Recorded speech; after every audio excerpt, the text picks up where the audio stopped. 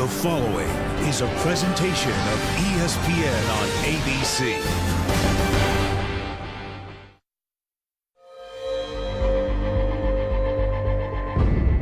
What does it take to be a superhero? You gotta have superhuman speed, strength, senses. You gotta think quick on and off your feet. But with great power comes great responsibility. A superhero is a leader of men.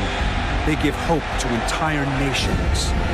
The hope of reaching heights never before seen and seeing things they never thought possible. Tonight is not good versus evil. Tonight is hero versus hero. Deshaun Watson, the Orange Slash, the seasoned veteran, against Lamar Jackson, the Cardinal Streak, still in the midst of his origin story. Even the setting for this duel has a name taken out of a Marvel comic. Death Valley. When the clock hits zero, only one shall be victorious. It's Louisville versus Clemson, a Saturday night superhero showdown.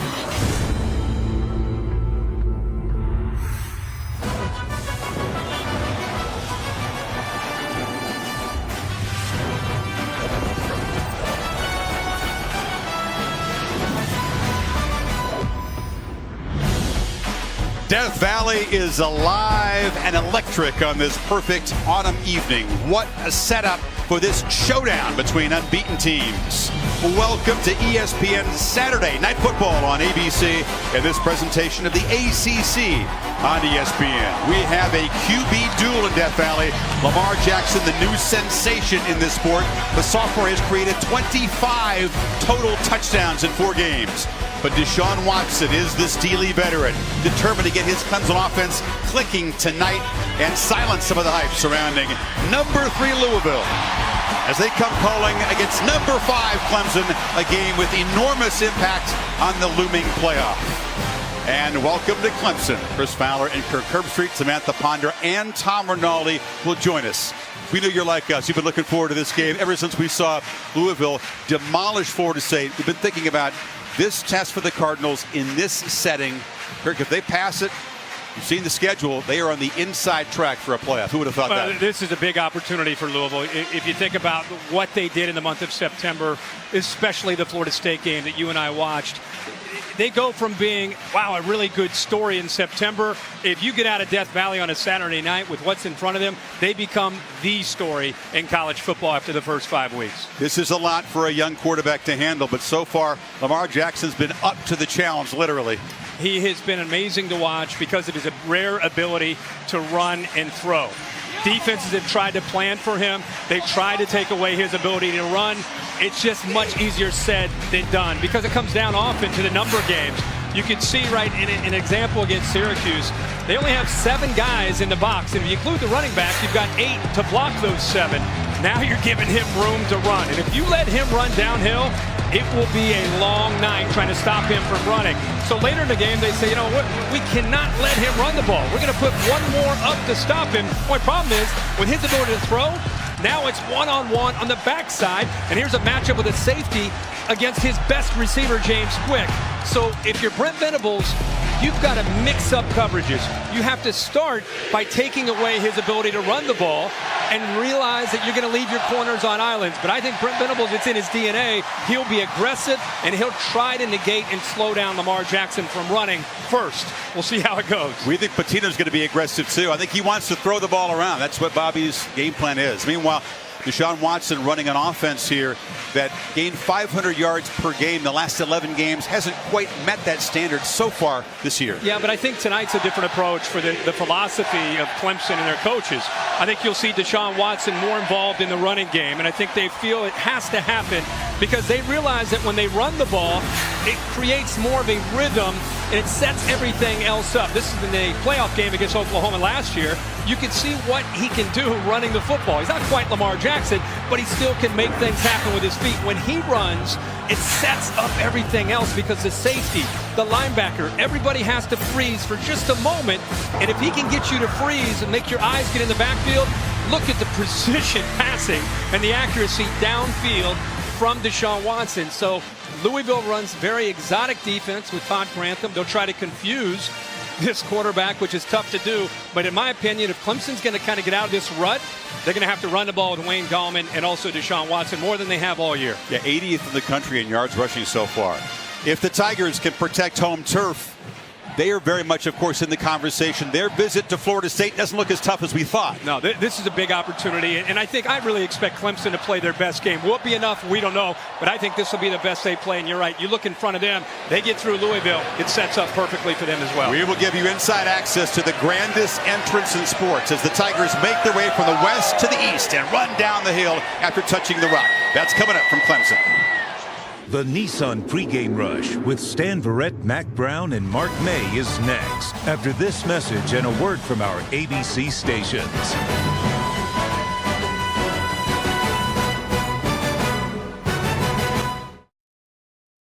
All right, Stan, thank you. Lamar Jackson searching for the focus he will need for his biggest test in college football so far. Despite all the hype, he retains humility. Teammates don't even think he owns a copy of the Sports Illustrated with himself on the cover. Deshaun Watson, meanwhile, has heard all the hype about his counterpart, but he has a quiet determination for this game, determined to get Clemson's offense clicking to 2015 standards. This has been the Nissan pregame rush. Kickoff from Death Valley is coming up, but now we'll look inside Nissan's Heisman House.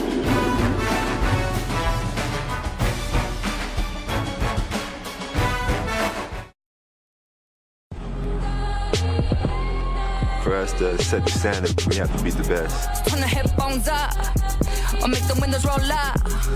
I make the hands go up when I show up, and I blow up till I pull up. Wait, hold up. Jackson, look out! He has seized this national stage. Hungry, I'll just stay humble. I like to win, you know. ambitious. And that's the reason why I play this game. For moments like this. Just hungry.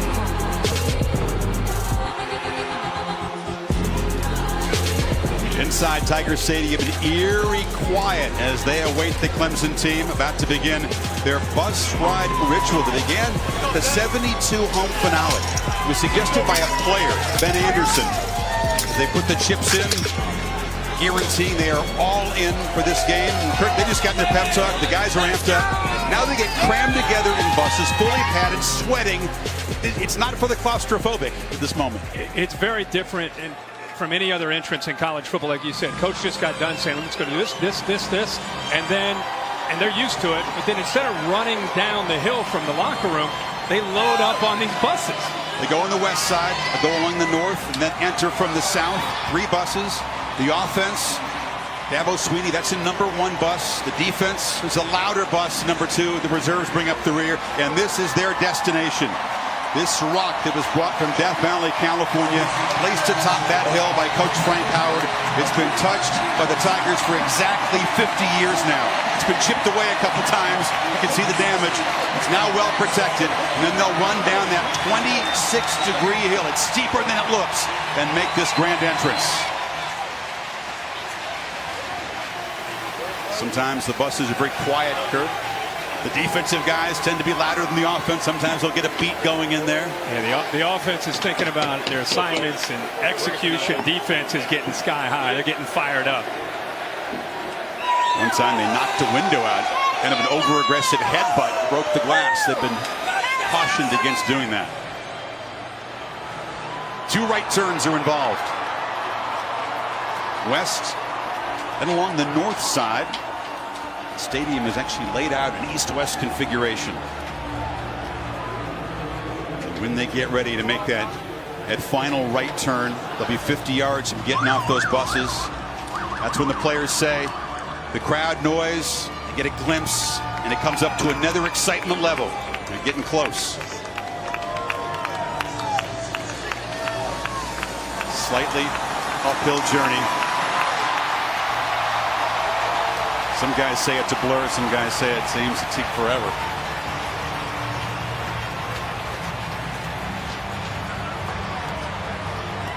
They'll gather at the gates, and then the cannon shot will cue their run down the hill.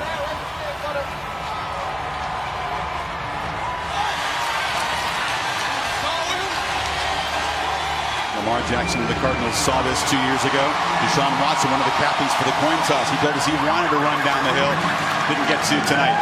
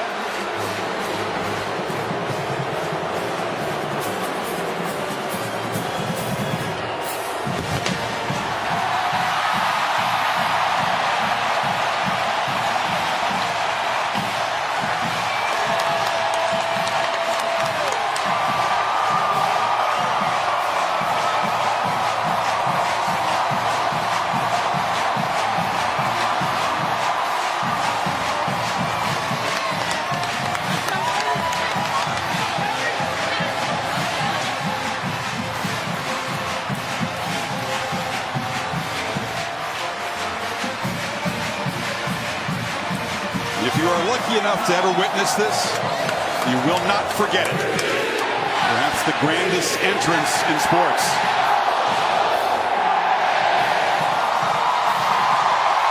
Now, which side will handle the emotion and execute in the showdown game? We've seen it go both ways, Kirk. Games here in the past. You're right. It can go either way. The emotions play such a big part in the game early after not just this entrance, but what's at stake and the way these teams have played early in this year. It's going to Tom Rinaldi with Coach Bobby Petrino. Chris, thank you very much, Coach. So much hype and focus on your sophomore quarterback here. What do you expect from him to be successful tonight? Oh, he's going to come out and play relaxed and just do what he does. Get the ball to his players, mix it around, utilize his ability, go out there and have fun, have a big smile on his face. If you're successful tonight, what will the difference be? I think it'll be our ability to stop their run and for us to make big plays on offense. Thanks very much. Good luck, Coach. Thank you very much. Let's go across to Sam. Coach, there's been so much talk about how to stop Lamar Jackson, but in your mind, do you have to contain him in order to win this game? Yeah, he's a great player. We got to tackle him. So what's priority number one when he has the ball in his hands? Tackling. Oh, well, that made it really simple. That's all you got to do. It's really not any more complicated than that. We got to tackle. All right, well, then I'll catch up with you about that at halftime. Chris? Yeah, it sounds simple, Samantha, but it's been very difficult to get a hand on number 8. He's so slippery, so speedy and elusive. Deshaun Watson brings more big game experience into this matchup, of course. 48-6. That's the one-loss record for Clemson under Dabo Swinney here. Clemson won the toss, deferred as we expected, and as we expected, Louisville will get to football first. And they've been a very fast starting offense. Touchdown inside of the first 5 minutes of all 4 of their games. 3 times scoring on the first possession. More emotion than we usually see from Deshaun Watson. No doubt about it. I think he is very, very inspired because of Lamar Jackson and the success that he's had and the attention he's received. Deshaun's still out on the field. Yeah, he's as if hyped this up. crowd needs any more reason to get amped up. He's waving a towel around. As you said, very out of character. You don't see him show very much emotion. How will that translate to his execution? Special teams a problem for Clemson a year ago. They gave up 3 kickoff returns for touchdowns, including one to Drake in the championship game and one to Samuel in last year's narrow win at Louisville. And number 1 is deep. I've caught a lot of big games in here. I don't think I've ever heard it this loud.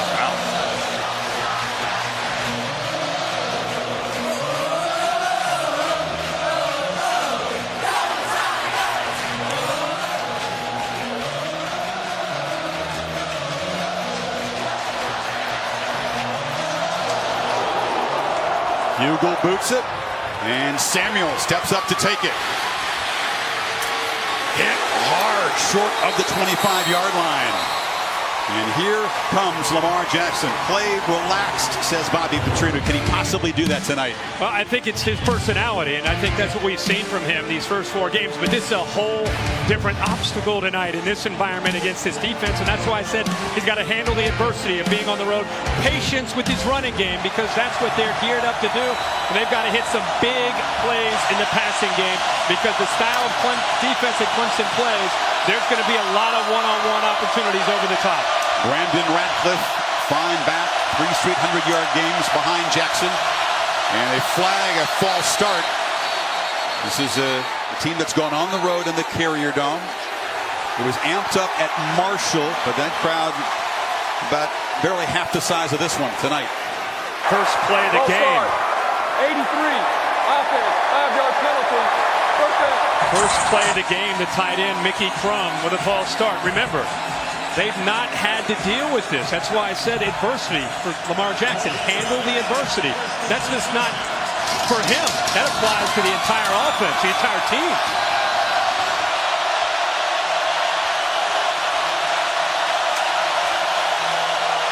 On 1st and 15 now. Again, a whistle and a flag. This time it's the right guard who moves. This isn't a noon game at Louisville at home against Florida State. Number 56, offense, 5-yard penalty. It's interesting. I asked Bobby Petrino this week about the crowd, and they said, you know what? We're used to playing in big atmospheres. We're used to dealing with crowd noise. Everything's a hand signal. Everything's a sign from the sideline. We're fine with crowd noise. We practice in it all week. And until you get in it, it's very, very different, especially Lamar Jackson's still a young quarterback. He faces a 1st and 20. They pitch it. It's low. Ratcliffe scoops it up and is knocked down by Kendall Joseph, the middle linebacker, after a short gain. If you're Clemson's defense and Brent Venables, Louisville attack, they do it on the ground and through the air. When they run the ball, there's a lot of option football. And if you're defending Lamar Jackson, you want the ball in the running back's hands when he has that zone read. You don't want him to keep it. You want him to put it in that running back's stomach. There's Brent Venables, the defensive coordinator. Quite excitable. Reggie Bonifant, the converted quarterback's in the backfield. Jackson instead fires a dart over the middle, incomplete. Trying to get the ball to Staples. Good coverage by Tankersley, their best corner. That'll be a great matchup tonight. Tankersley will live on an island. He is one of the top corners in the country. Took a back seat last year to Mackenzie Alexander, who was their top cover man, left early, plays for the Minnesota Vikings, and Tankersley has taken over. Cardinals have been a great 3rd down offense, but not 3rd and 15 in this kind of environment. Let's see if they decide to rush 3 and drop 8, or they bring the pressure and come after him. Jackson flips it over the head of L.J. Scott, who came out of the backfield. 2 penalties to start the possession, undoes it. Christian Wilkins on the pressure there, Kirk. Yeah, they showed that they were going to bring pressure here, and then ended up dropping right back here. Rush 3, drop 8, make it very, very tough for the young quarterback to have to read 8 defenders in coverage, especially there on 3rd and long. Ray McLeod, who's having a breakthrough year as a receiver, is the punt returner. Mason King, the freshman from Louisville, to boot it away. 3 and out for this prolific offense to begin this showdown. McLeod had some space, but chose to play it safe and make the fair catch, and showed Deshaun Watson and the Tigers will take over at their 41-yard line. A veteran in these kind of atmospheres. He has quarterbacked and engineered a lot of big games over the last 2.5 years. Right now, people are wondering what's going on with Deshaun Watson. What's going on with this offense? I think you'll see a different attack tonight. I think you're going to see him more involved in the running game because it opens up every aspect of this offense. His decision-making against a very complex third down defense will be very, very instrumental. And also, here's a guy who can make throws downfield. We talked about it in the open. He'll have chances tonight to make those plays, especially to Mike Williams and Ray McCloud. Cardinals defense has been nasty with the pass rush so far this year. McCloud in motion. They hand it, though, to Wayne Gallman, and he breaks the tackle and gets into Louisville territory with a first down. A quiet determination by this guy to finally get going. Yeah, they want to get their running game going because it affects the tempo. They feel that they can go up-tempo. It can affect Clemson in the communication, get them out of position, and they can look for some big plays. 12 yards on the opening carry. Empty backfield again. He likes the quarterback draw on this look.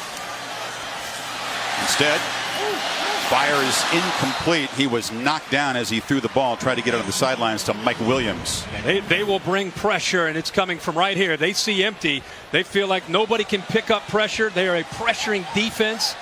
He got the ball off. He has an internal clock tonight. He wants that ball out of his hands. They've worked on it all week, emphasized it all week. 2.5 seconds or less to get the ball out. Gallman in motion. Watson fakes it to him, rolls out. Tiptoes along the sidelines, picks up about 5. It'll be third down.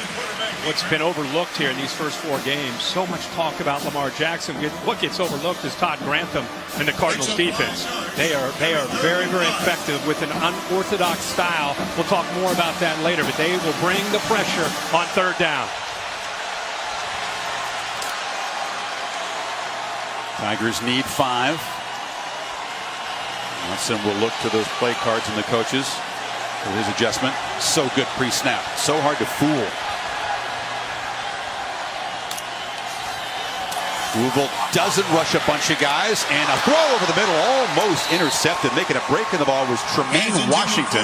He's got to step up tonight because Shaq Wiggins, their best cover corner, is out.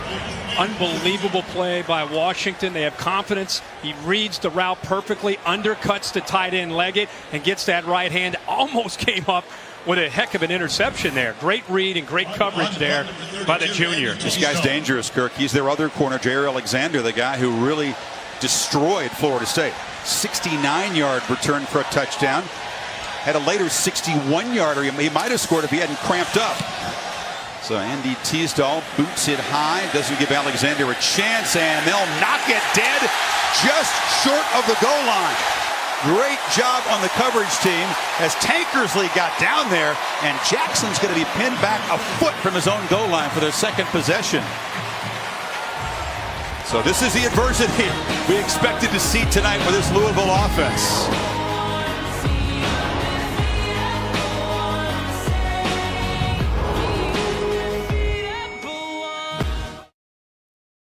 Long look for every play to make sure any part of that ball did not break the plane, the front of that white line. Doesn't matter where Tankersley's feet are. It's all about the football in college football, and they are satisfied the call was correct. And here's the view from the progressive pylon cam. As you said, it's not the foot, it's the ball. The ball is really close to the goal line, and Jackson will throw from the end zone and is batted down. And they're having a word with the quarterback. Well, he had an open man there on the blitz. Christian Wilkins, one of the best interior linemen that you'll see. The blitz comes from out here, wide open, and Wilkins playing. He's a defensive tackle, but he's had to play defensive end with the injury to Austin Bryant. Does a great job of timing that up. Great athlete, knocks the ball down. They're right in front of that student section, loudest part of the stadium. 0 for 3 start for Jackson. They hand it off of the I formation, and busting loose is Jeremy Smith. He's the short yardage back, but makes a huge play out across the 35 before Jadar Johnson drove him out. Watch the block on the left side by Christian. 74 opens it up. A great block by the fullback Atkins. That was well designed and well executed by the left side of that offensive line. And I think big Jeremy Smith was surprised the power back had room to run there. Number 34 got 34. They put him in there because they wanted to hammer for just a yard or two to make it safer. Instead, they get out of jail. This time, Jackson keeps it, and he's dropped in the backfield by that man again. What a start for Wilkins, Kirk. And this is an example of how Clemson wants to attack. You're seeing blitzes from here and here. They're trying to basically collapse the speed and the playmaking ability. See all the orange jerseys? They're attacking from the outside and then trying to get a push from the inside. They do not want to let him outside, and they're doing everything they can by, instead of staying back, they're coming after him. He lost a bunch of weight. He's still 310 playing defensive end with that kind of quickness. On 2nd and 17, they hand it off to Smith inside. It's going to be 3rd and very long. This defensive line, I would argue, is one of the top in the country, and that's with a lot of losses over the last couple years. Think about some of the defensive linemen that they have had, even last year. Kevin Dodd, who's in the NFL playing for the Titans. Of course, Shaq Lawson, who's up in the NFL. Both those guys left early. They've asked Austin Bryant maybe to come in. He got injured. Christian Wilkins, who's a defensive tackle, had to move outside at 310 pounds, and they still have a dominant group across the board. That's a key tonight for Clemson to defend this offense. 2nd, 3rd and long already. It's going to be 3rd and longer. Another false start. And was the guard looked like Hunter. Yep, Hunter, the left guard. False start. Number 50. We're not even 5 minutes into this game. Not even 4 minutes into this game. And we've had 3 penalties on the offensive line.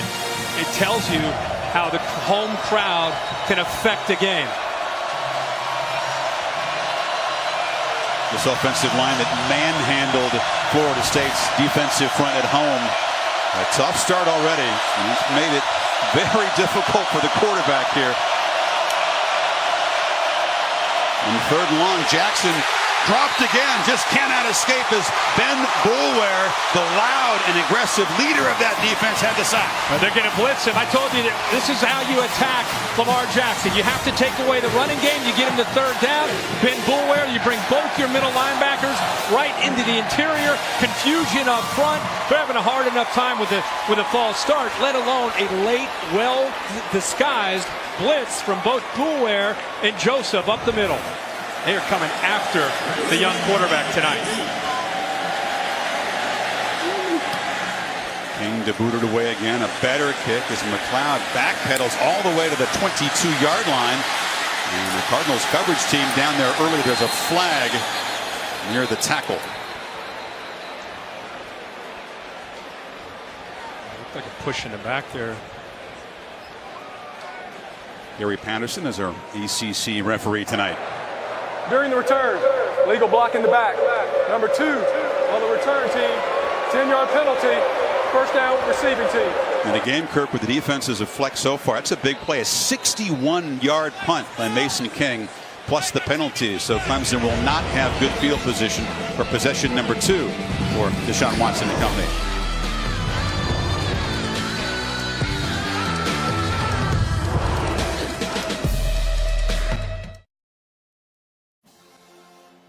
Saturday Night Football on ABC, brought to you by Nissan, premier partner of the Heisman Trophy, and Dickies, the world leader in performance workwear. Tigers backed up on their 10, Kirk, as we check tonight's Chick-fil-A impact players. For this Clemson offense, we talk a lot about Deshaun Watson. Mike Williams has got to make some plays. He's going to get some one-on-one opportunities. Guillermo in the middle. They've got to be able to run the ball. Keep Kelsey 55 against the run. And then James Hearns along with Devontae Fields. They'll bring pressure all night when Clemson throws the football. Keeper from Watson cuts it up after faking the pitch and gains about 8 before Drew Bailey stopped him. May seem like a small gain, but the field flipped completely after that punt and the penalty, Chris, that you mentioned.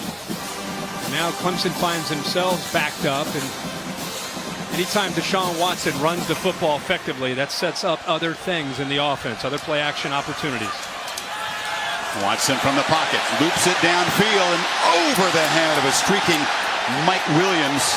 Mike is the guy that broke his neck running into the goalpost in the opener last year and has been working his way back, but tremendous potential. Yeah, second and short if there's ever a time to take a shot. And we just talked about how important Mike Williams is. He's going to be matched up most of the game against Alexander, who's only 5'11", but he plays physical, and he feels he can run stride for stride with the bigger Mike Williams. But he'll have plenty of opportunities to try to make a play in that passing game, and Alexander will too, to defend him. On third down, Watson, the keeper, cuts it back, and they'll move the sticks. Still awaiting our first completed pass of the game. But Watson, as you suggested, Kirk, running early today. Yeah, I think he'll run 15 to 20 times tonight. When they were really humming last year, he averaged close to 15 to 20 carries in the bigger games. And now they're able to get their tempo going as well.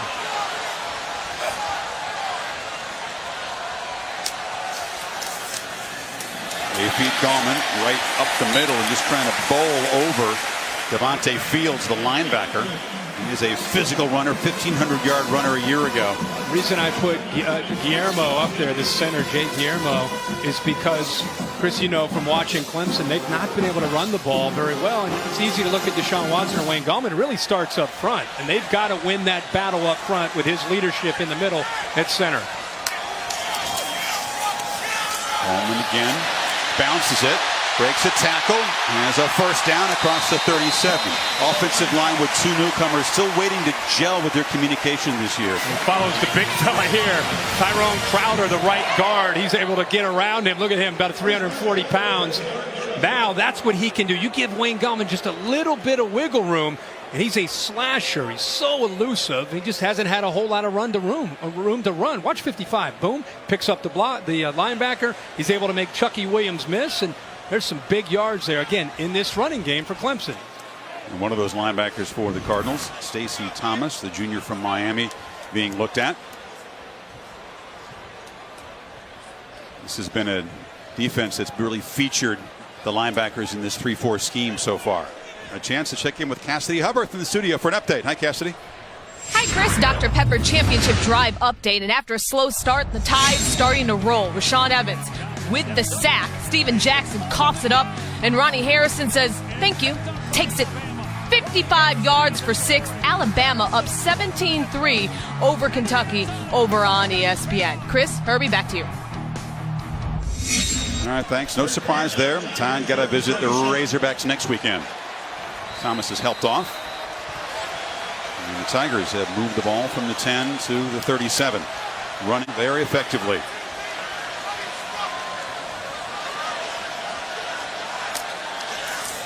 Watson, first completed pass for either guy tonight. It's a very short play to McLeod, who's knocked down by Washington. Gotta love how Louisville attacks defensively. Such confidence in the open field. Seen Tremaine Washington make a couple plays tonight for the Cardinals defense. That time did not hesitate. Recognized the formation. The odds are, the trends show that they're going to throw the ball out there with a blocker in front of him. He closed the gap and made a quick tackle for just a yard gain.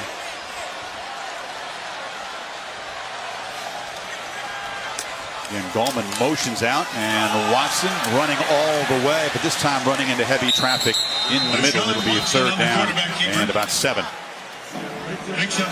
Great job in the middle of that defense, just holding your spot. Right here, right here. Just do everything you can. You don't have to make the play, but by holding up against those double teams, it frees up linebackers to close the gap down and make the play. See if the Cardinals bring their own pressure on third down here. Very difficult to figure out where the pressure is going to come from in this scheme, isn't it? They're showing blitz. Crowding the line, coming after Watson, gets good protection. The ball is deflected as it goes out. Williams tried to make the catch, and they're calling it a catch at the 45. Bounced off his foot, and now if someone comes in and another official does not hit the ground, they take it away. It's incomplete. And fourth down. It actually hit a Louisville defender's hand. It was Hearns right here, 99. Watch him. He gets his hand up there. Ball is thrown very, very low. And let's see what it hits after another Louisville definitely hit the ground. Williams tried to sell it. Say, I caught my foot. The crowd wants another look at it. They're reacting. The crowd's seeing things through an orange lens. It seemed pretty clear to me that hit the ground. So Hearns, as you said, got the hand up, and that time was Louisville's pressure that was effective. Crowd still doesn't like the call, but it's too late. And Alexander driven back inside the 15. And once again, Jackson will have poor field position. Nothing doing for the Louisville offense so far. Midway first quarter, still scoreless. Well, just a couple possessions into this game, and Brent Venables making it very clear he is coming after Lamar Jackson in the speed and the playmaking ability, blitzing from every different angle, showing different looks, coming off from the edges, trying to make sure they contain here. Here's a third down example, disguising the blitz, coming late with their linebackers, unable to pick it up, and really harassing and doing a great job up front and mixing it up so far here early. Jackson rolling out. And a low throw incomplete. Still looking for his first completion, Kirk. He's 0 for 4. He's been sacked once and tackled for a 7-yard loss on a design run. We just talked about the package that showed the pressure. So what is the adjustment from Bobby Petrino? Move the launch point, move him away, get him to the outside, away from all that pressure. He's very comfortable throwing on the run, and that's a little bit of a cat and mouse game going on right now between Petrino calling the plays against Brent Venables here trying to bring the pressure. And Petrino, one of the most respected and feared play callers in college football. Samuel motions into the backfield. Jackson fakes it, keeps it, and is brought down after a short gain by Kendall Joseph. It'll be third down again. The linebackers this week for Clemson have their eyes set on Lamar Jackson in that option running game. They adjust to the running back, but they are looking to stop number 8 first and foremost. After 2 third and really long plays, 3rd and 6 feels a little more manageable for Louisville. Absolutely. Empty, and with 5 receivers. And the Tigers showing pressure up the middle again. Adjustments on both sides right now. Gotta hurry. Just got it away. From the pocket, Jackson closed down, sacked again. Scott Pagano, a backup tackle, along with Cleland Farrell. They're walking these linebackers up. They're showing pressure. Not to mention this defensive line can get after the quarterback. They want to try to affect the eyes by bringing pressure, spying with the linebacker Boulware. They're doing a really good job of not only affecting the quarterback, but also having an impact on that offensive line there on third down. They just tried to grab Pagano coming through. There was no holding call. Yeah. They still couldn't stop him. Right. Another 3 and out for Louisville. And King boots it away. McLeod retreating, and once again, pretty conservative attitude about the punt returns at Clemson. It's kind of been that way for a while. They'll take over at the 31. This beautiful, calm evening, our aerial coverage by Goodyear. Make every drive a touchdown with superior performance from Goodyear Tires. Goodyear, official sponsor of the college football playoffs. How about the end of the Tennessee-Georgia game today? Wasn't it won 3 different times? Twice by Tennessee, once by Georgia. In the 2 Hail Marys in just a few seconds. What a day. Another great day of college football. Crazy finish. North Carolina, Florida State. 54-yard field goal, misses an extra point and hits a field goal. Second conference loss for the Seminoles. Adam Choice, a sophomore from Thomasville, Georgia, is in the game as the ball is looped near sideline, and Williams makes the catch out near midfield. And now they're going to say incomplete. Washington again was battling him with the ball. And Washington does a heck of a job. Boy, he has accepted this responsibility into the boundary. Ball hits the ground and is well defended again by Tremaine Washington. Chris, you talked about Wiggins coming into this game and the fact he's not in. They have to play more Washington, and so far, boy, he is really playing well. Sweeney feels they missed that pass interference, and Watson again picks his way up the middle and is just bent backwards after a 3-yard gain. Deshaun Watson on the quarterback keeper. He's going to run the ball. It's going to get physical. He knows that. He understands that. He was able to train in the offseason. No knee injury to worry about. Added, what, about 10 pounds of muscle to his lower body? Pounds. He looks great. You can see a difference as soon as you walk up to him from where he ended the year last year against Alabama to coming into this year. So on 3rd and 6, Choice is the back to the right of Watson. Louisville brings the heat again. And Watson steps up, cannot get away. Wrestled down by James Hearns, the junior from Tallahassee. It'll be 4th down. You're also going to see a good job of disguising. This guy looks like he's coming, but actually he ends up dropping. The pressure ends up coming from over here. So they walk up pressure, and at the last second, they end up showing that, hey, we're not coming to the left. The pressure's actually coming to the right. And again, this is both these defenses do as good a job as there is on 3rd down. We did hype the quarterback duel, and it may still unfold, but these two are two excellent defensive football teams. These are complete teams, Clemson and Louisville. Not just about the trigger men. Teasdall get it away. It's a low boot. Alexander just steps back and lets it bounce.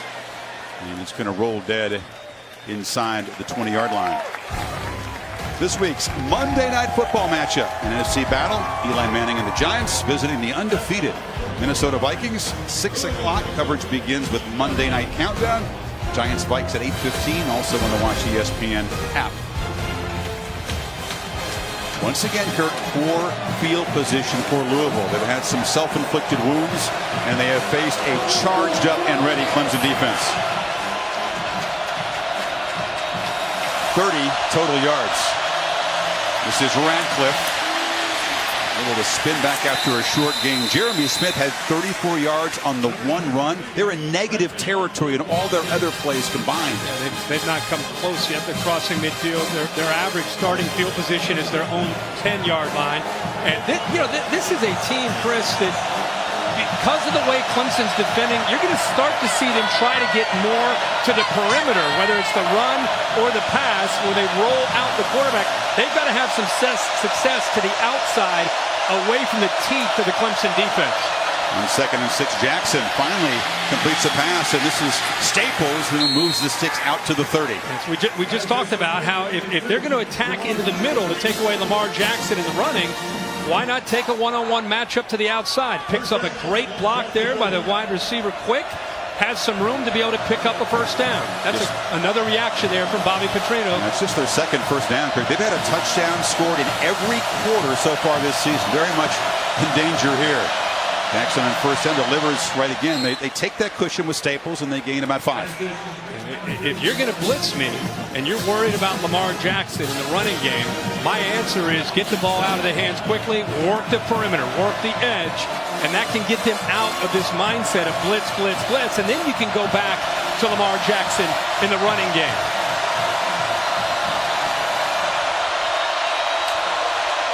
On 2nd and 5, they hand it off to Radcliffe.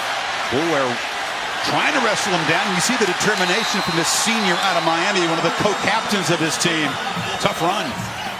You're going to take away the quarterback here on the zone read. Here's a read. They're going to give him a give look right here. Defensive end stays wide, and when he does that, it's a give look. And look at the great blocks downfield there to give him extra room. Kenny Thomas with a nice block to left tackle.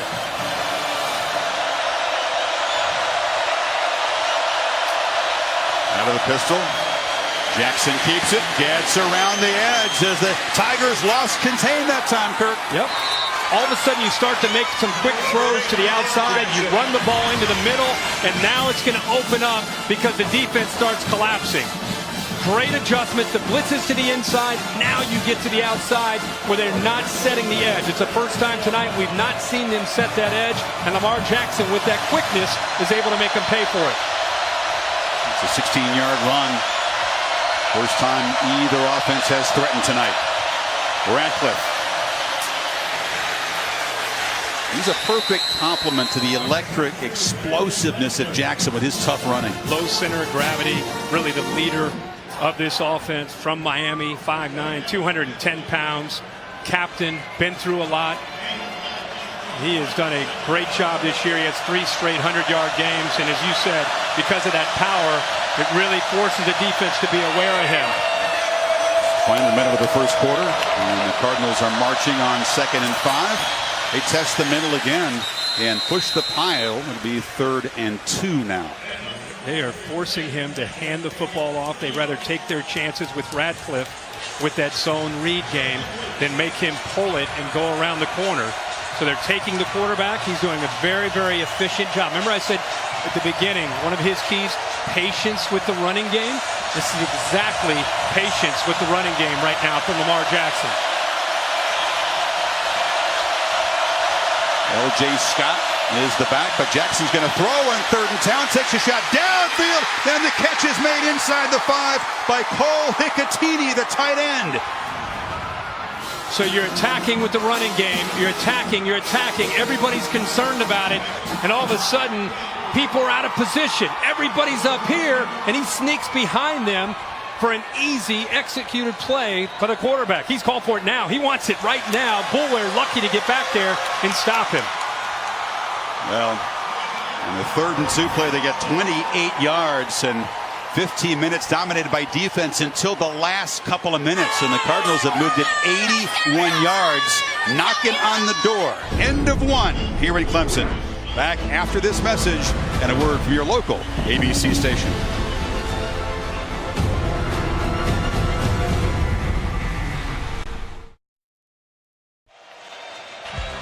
And welcome back to ESPN Saturday Night Football on ABC. In this presentation of the ACC on ESPN. Second quarter at Clemson begins with the Cardinals at the 1-yard line. First and goal after the big 3rd down completion to Hicatini. Scott is in the backfield. Jackson trying to escape and fires a low ball. Scott couldn't come up with it. Heck of a job by Christian Wilkins at over 300 pounds, keeping contained. Does a good job of forcing him back to the inside. He's definitely out of bounds there. Jackson did well to avoid the loss. Here comes the jumbo look. A lot of muscle in there for Louisville.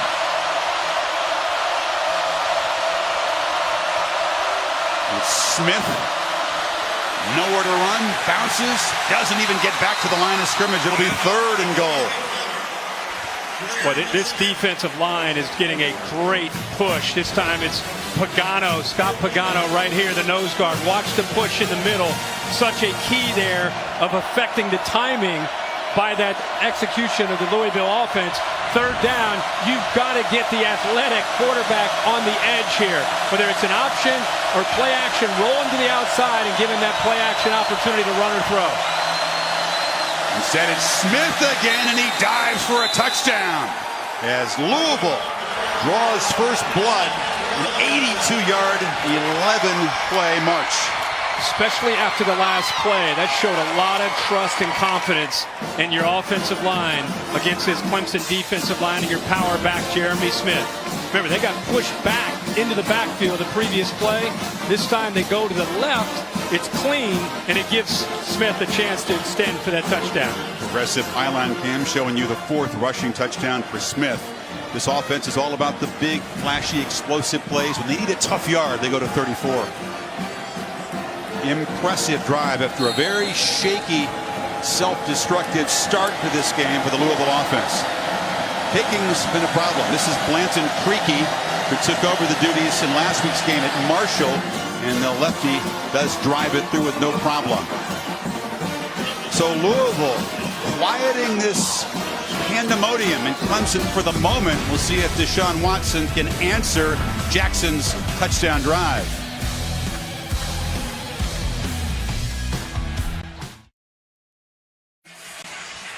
Well, tomorrow morning, 10 a.m. on ESPN, NFL Insiders Sunday edition. All the news, stuff you need for your fantasy team. Then 11 o'clock, the new Sunday NFL Countdown. Chris Berman, Trent Dilfer, Charles Woodson, Matt Hasselbeck, and Randy Moss take you right up to kickoff. He's so chilled over there, the guy from Pompano Beach who played his high school ball at Boynton Beach in South Florida. And Louisville, Anthony George to kick it away. Tavian Feaster is a true freshman who's got C.J. Spiller's old number. They unretired it for this talented guy. And he brings that across the 20. They expect him to have a big career here at Clemson. He sure will. Let's go back to that last drive. There was a play that really stood out to me. The 3rd and 2. 3rd and 2. They go to their jumbo package. Everybody expecting run. Take a chance.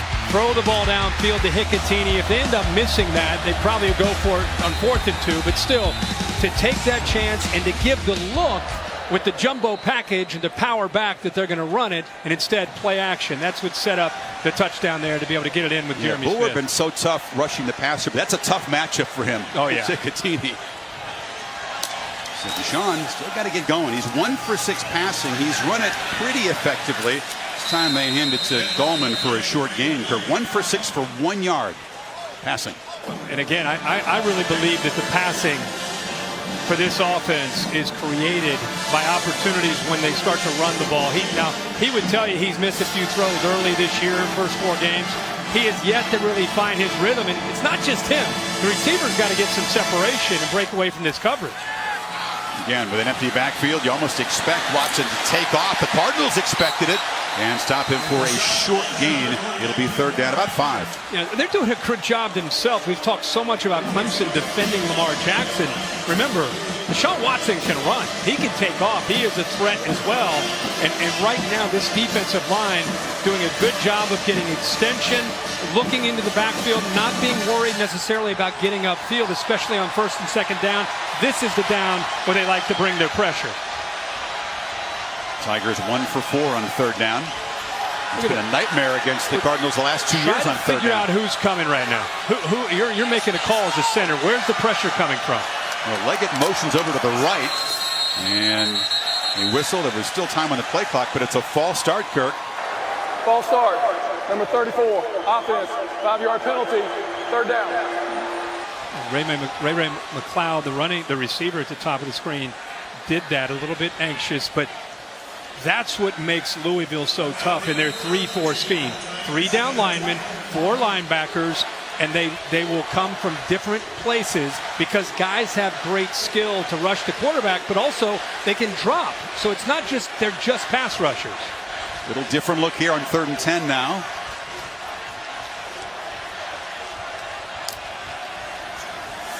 They bring 5. Watson gets it away. Leggett over the middle. A nice dart for Deshaun. His first real positive pass play, moves the ball to the 45. See, they show pressure, and then they're going to bail, and then the pressure ends up coming late. But what happens is, because they're turned and running, it opens up a crease. Gain 24. Crank up the tempo. Williams breaks a tackle and scoots to the 40 of Louisville. And here comes a flag. They'll tack on 15 more for a hit out of bounds. How about the yards after the catch by Mike Williams? Very, very nice job. 6'3", 225, picked up a block. Personal foul. Late hit out of bounds. Number 11. Defense. 15 yards, number 1. Automatic. 1st down. So they get 24 in the 3rd and 10, then 16 yards in that, plus 15 for the penalty. Well, changes quickly. Yeah, it sure does. Leggett, the tight end, had a great block, but Chucky Williams completely whiffed on the bigger Mike Williams. That's what set him up to get down the sidelines.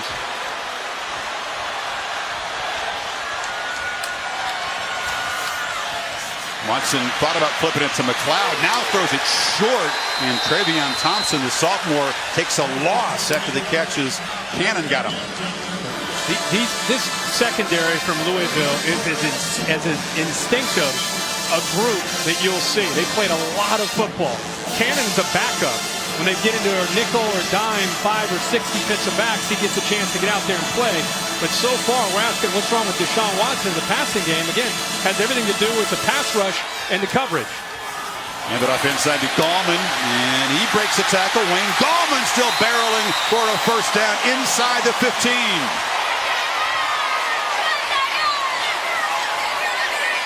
Remember what I said about when they get Wayne Gallman going, much like Louisville, it sets up big chances down here. Leggett, the tight end, who's off to the right, is a receiver they like down here, along with Mike Williams, who's up at the top.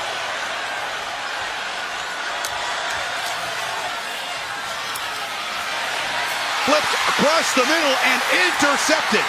Intercepted by Jair Alexander as Watson made a tough decision down there near the goal line. I just said run the ball, and then where's Mike Williams? Louisville's looking at the same scouting report that we're looking at. They have confidence in Alexander to make this play, but watch the location of the football. Watch how it's thrown behind him instead of in front of him. That's what gave Alexander a chance to catch up, get underneath it and intercept it. If the ball is thrown out in front to Mike Williams, it's a touchdown. Ball's thrown behind, he tries to come back, and it gives Alexander a chance to make a big play. Great ball skills by that corner. He was an offensive player in high school. Saturday Night Football on ABC. Brought to you by Pacific Life, helping generations of families achieve long-term financial security for over 145 years. And Buick, proud partner of the NCAA. Alexander's second pick of the season. He was a three-way high school star. Charlotte returner, receivers. He's got the best hands on Louisville's team. Now the receivers kind of dispute that, but this dude's run a sub 4.4 too. After watching him against Florida State in this game, he is legit. Jackson cannot escape. The pass rush traps him again. That was Albert Huggins, one of the backups. Well, he's forced to step up into the pocket because of this man right here. Does a good job. You cannot let Lamar Jackson get outside of you on the bootlegs. Forces him back inside. Contain, contain, contain. Force him back to the rest of the defense. That prevents him potentially doing what he did to Florida State when he was running free. It's more sacks on Jackson tonight than he had been trapped the entire season coming in. Steps up. Nope. Cannot escape again. Well, he's still alive somehow, and now we'll just flip it away to the bench.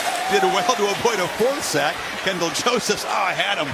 And actually, they picked up a blitz. This is a blitz that got him earlier where they brought linebacker pressure right up the middle. They brought Kendall Joseph and Ben Boulware. It was picked up nicely, but the secondary does their job in coverage. He was fortunate to get away from that pressure that time, but good coverage by the Tigers downfield. Yet another third and very long for Louisville. They need 17. Jackson, again, has to just take off and will not outrun a whole bunch of Tigers. There's a flag down. It was on the edge where the back, L.J. Scott, was going out for a route. Tigers think it's on Louisville.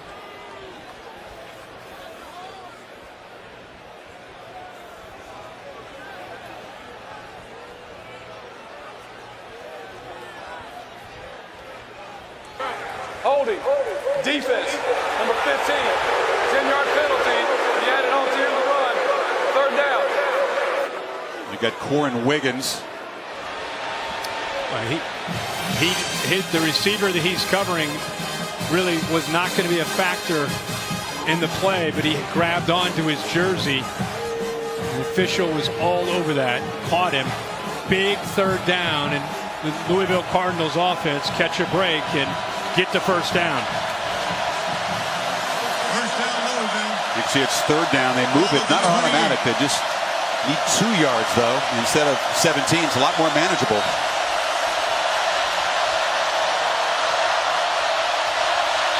It's Radcliffe in motion. Jackson keeps it, accelerates, and shows that balance. He wanted a lot more, but it's plenty to move the chains. Yeah, all he's going to do on this is make a play-action fake here and then follow the right guard around. It's like kind of a power read. He senses if he has a hole, he's going to pull it. That time he just followed the guard around Hunter. Picks up a nice crease there, and Wilkins again involved in trying to knock that ball out of there. He said, I almost had about 70 yards. Flips it short.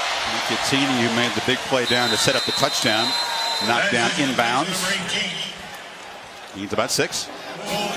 He's a junior college player out of San Francisco. Athletic, impressive, improving blocker. He's gotten a look from the scouts too. He's senior. Yeah, you'll see him play based on his skill set and his size in the NFL.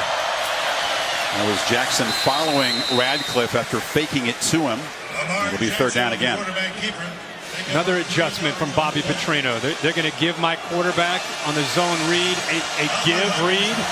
We're going to fake it and just follow right behind the running back. If they're going to stay wide, we're just going to, instead of giving it, we're going to fake it and go right behind him. That read normally would be a give to the running back. 2 tight end look on 3rd and 2. Jackson Backpedals, flips it for a screen, and a diving catch is made for a first down again. That's Hicatini working on Bulwer. They've found a matchup there, haven't they? Well, Hicatini's a matchup nightmare for anybody because he has the speed to be able to run away from linebackers and the size to be difficult for safeties. That's why he's going to play on Sundays. He's been battling through some injuries. You can see he's getting closer to getting to 100%, but a nice job by Lamar Jackson baiting them because of how fast he is. They get him out of position, and they go back the other way against the fast-flowing defense. Oh, Jackson wasn't expecting the snap there. It's loose. A scramble for the football. Clemson's got it. Bulwer recovered it. There's a miscommunication between center and quarterback. I don't know if Lamar Jackson wasn't expecting the snap. You can see Bobby Petrino is talking to Hughley, the center.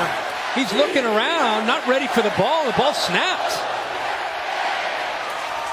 It looked like Radcliffe might get on top of it, but he did not. And Bulwer's all over it. They've been super productive, but also turnover prone. That's the 11th turnover this year.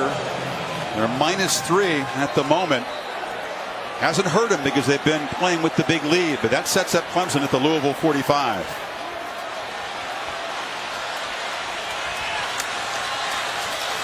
Take it to Gallman, flip it near side to Artavis Scott, and Scott gets some nice blocking on the edge in a big game.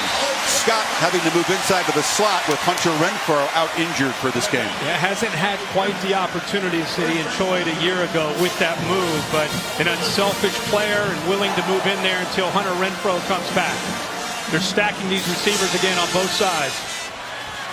Watson from the pocket looks down the field to Deon Cain, and he collects it for a Clemson touchdown.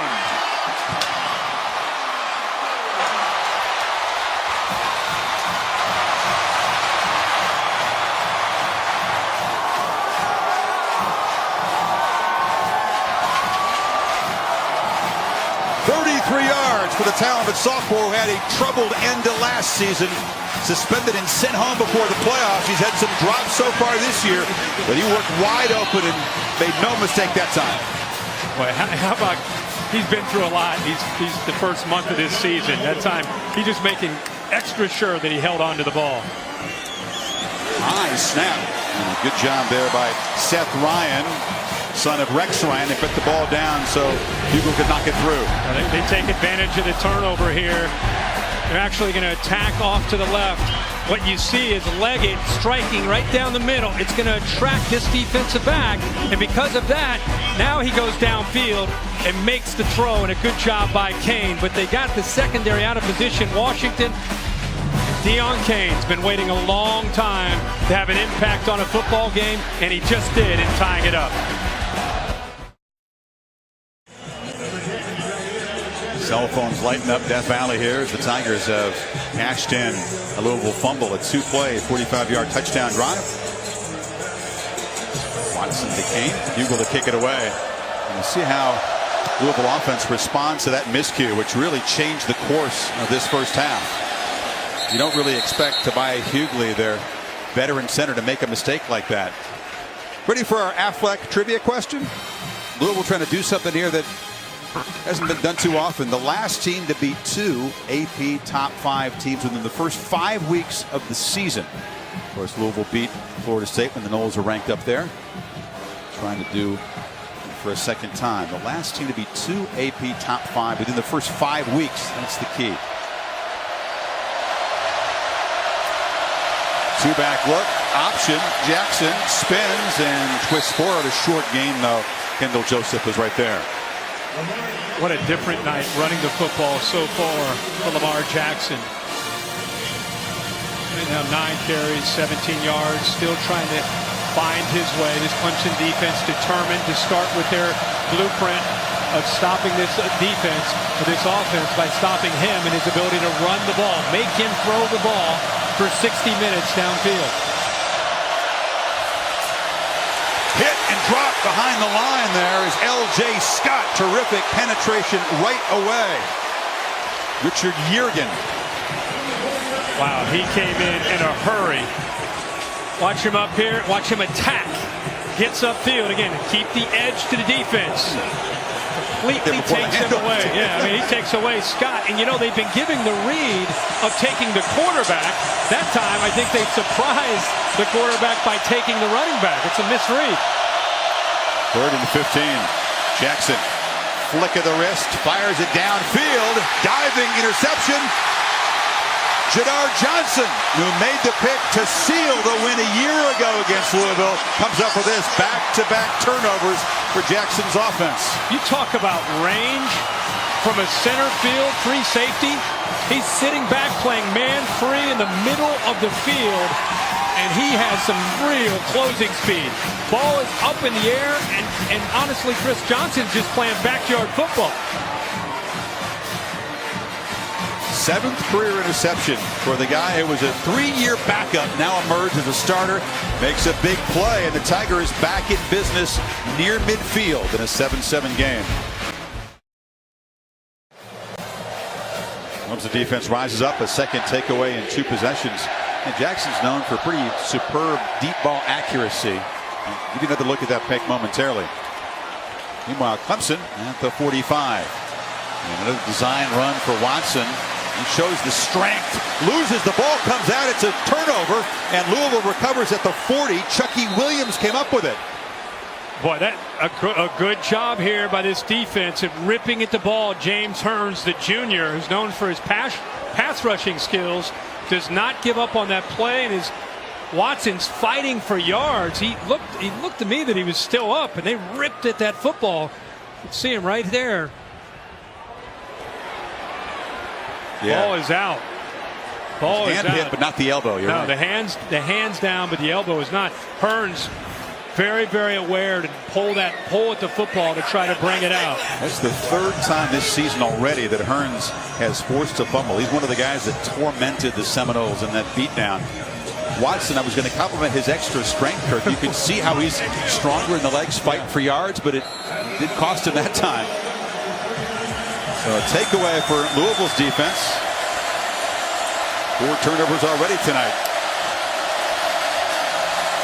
Radcliffe loses the ball again. It's a scrum. Clemson says they've got it. They come out with it. And it is a Clemson takeaway. Carlos Watkins with the recovery. Turnover epidemic in Death Valley. I think this was a backhanded effort by this Clemson defensive line. They're slanting and angling right there. He smacked at the football. I think he also ended up coming up with it. Watch his hand come in from Watkins. Actually hits his own man. His own man, McNeil, trying to make a block on Watkins, and then Watkins able to jump on top of it. Back-to-back turnovers. And it's a Clemson ball again. Inside the Louisville 40. Watson on the play action fake. Takes a shot downfield. Scott will draw a flag. Interference. Alexander that time guilty of the flag as he tried to recover. Another poor throw here by Deshaun Watson. Look at Scott. He's got him by 3 yards, 4 yards. Ball is underthrown. And because Scott's working to get back to the ball, and you can see that Alexander is actually trying to catch up to Scott. And with Scott coming back to the ball, he ends up running into the defender. Penalty moves the ball to the 24. Watson still not looking like himself. No, throwing the football. That's a touchdown. And Gallman bursting free. Touchdown! Clemson cashes in another takeaway.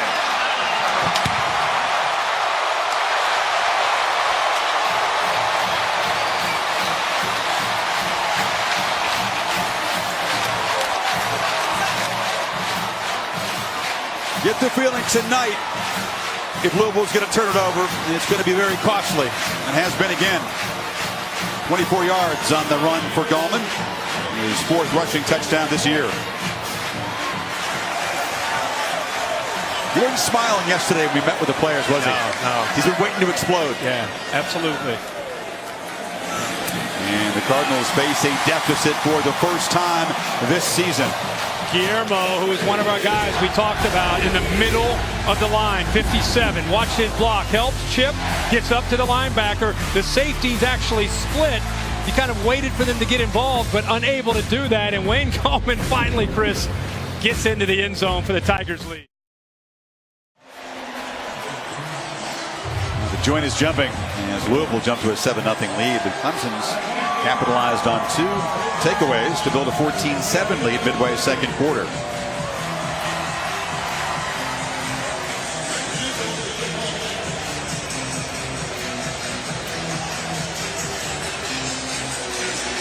Le'Veon Samuel is back deep.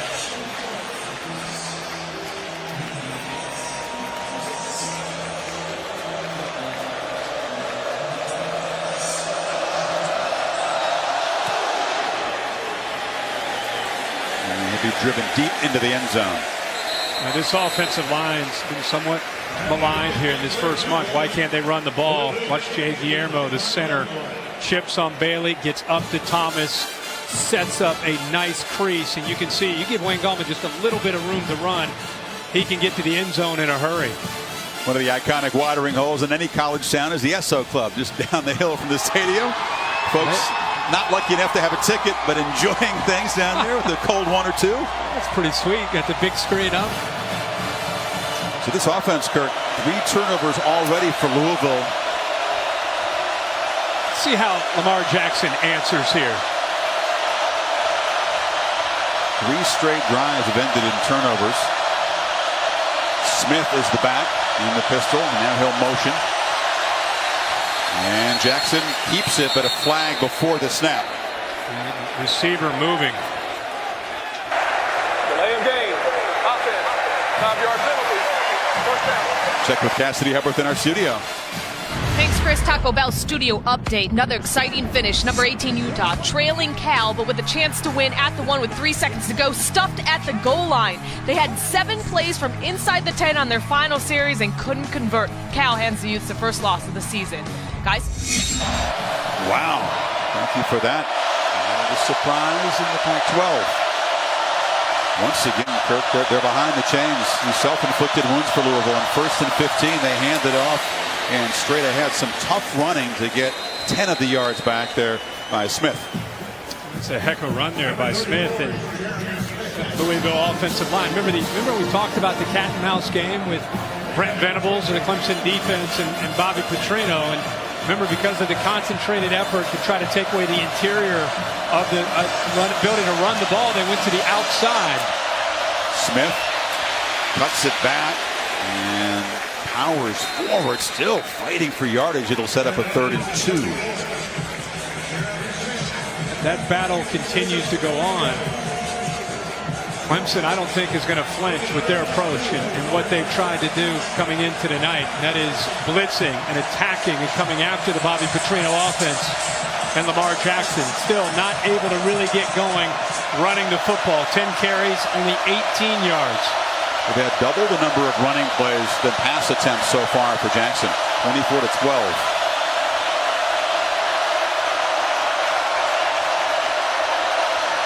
On 3rd and 2.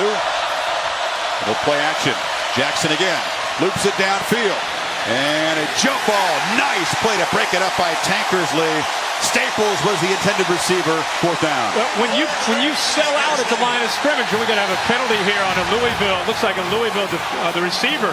Staples actually got a dead ball penalty. Watch Tankersley time this up and go up. You have to have confidence in your corners when you're going to put 10 guys at the line of scrimmage. Conduct. Number 2 in the offense, taking his helmet off on the field of play. 15-yard penalty. Be 4th down. That is number 2's first unsportsmanlike mental mistake, Kirk. I think he felt there was some interference. He was getting grabbed by Tankersley. A little hand fight. Well, but there's no call. You can't take your helmet off and yell and get a 15-yard penalty. That's the mental mistake. But he can make a strong case for that. This is it at the end of the play. You can't look at the official and make your case with your helmet off. You did it right in the face of the official. He's going to drop the laundry on you. McLeod a chance to perhaps make a return here. King is backed up. It's a high kick away, not particularly deep, and so yet another fair catch for McLeod at the 44. The Tigers try to add to their 7-point lead. 4:44 to go before halftime. Athletic trivia question: trying to figure out the last team to beat 2 AP top 5 teams in the first 5 weeks of the season. Got to go back a ways. UCLA. Game day was at that game in Alabama early when the Bruins got him, and then went ahead to beat Michigan. Bobby Petrino is livid on the sideline with these officials. Livid. And I can understand why Staples was frustrated. I mean, but the thing is, Tankersley did a good job of turning up and looking for the ball, and he's entitled to go up for that football and fight for it. Gallman hit behind the line, shakes free, still running. Gets into Louisville territory. Nice first down game. Yeah, even without great blocking tonight, number 9's getting yards. He's got a different look to him. His legs look live. I mean, he is running with a different personality tonight. Yeah, he's only averaging 4 yards a carry coming in. That's way below what he averaged last year, but he is getting to bust loose. Adam Choice replaces him. McLeod, though, in motion, takes a little pop pass, makes a cut. Ray into Louisville secondary. Moved the sticks again before Harvey Clemens stopped him. You attack through the middle between the tackles with Wayne Gallman. And you either go to a jet sweep or a quick pass to the outside, and they go tempo, and a lot of times they'll try to go downfield vertically. You got a dozen yards. Comes in motion again. This time it's Watson in the pocket. Shoots it downfield for Kane again, who makes a diving catch for a touchdown. His second tonight. Welcome back, Deon Kane.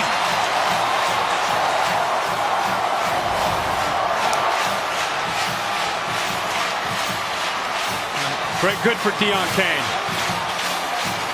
Guy that was sent home from the national championship game. Failed a drug test.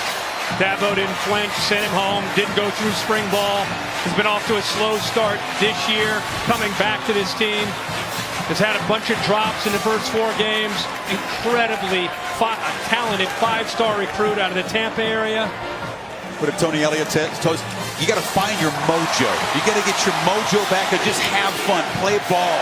You know? Yeah, tonight he's pretty fun tonight so far. Remember, just run the ball into the middle. Run the jet sweep to get the defense's attention to the outside. You come back with a play action, one-on-one, and exactly how you see Clemson attack a year ago. That's the recipe. Run the ball, quick look to the outside, get your eyes affected, and then get behind the coverage. They did it exactly the way you're used to seeing this offense when they're humming. And that's a nice job by Watson throwing the ball in front of him for the touchdown. Load up the bow and shoot the arrow. Both of them have connected with Kane tonight for his 2 touchdowns. And suddenly, Louisville, which hadn't trailed in any game coming into this one, finds himself down by 14 points with 3:47 to work with before halftime to chip away, because the Tigers would get the football to begin the second half. Deferred the coin toss. They won the toss and deferred. So Louisville with 3:47 remaining, with the crowd back into the game. This is an important drive for them, with the Tigers getting the ball to start the second half. Louisville have not had less than 177 total yards in any first quarter this year. Samuel's going to try. And he is knocked down. Excellent job so far by the coverage teams for Clemson. Dorian or Daniel, one of the starting linebackers, was down there to make the hit. Aerial coverage brought to you by Goodyear. Long drives demand superior performance on the road. Goodyear, official sponsor of the college football playoff. So we just talked about how important this drive is. The last 3 times they've had the ball, 6 plays, 7 yards, 2 turnovers. And again, poor field position. That's been another feature of this first half. Jackson from the pocket delivers. Catch made by James Quick. First time the top receiver in this team has made a catch. Johnson in coverage. He finds the matchup that he likes. Soft coverage. Able to find, as you said, his explosive receiver that time. With that cushion, just get underneath it. They need any positive yards and picking up a first down to get this drive going.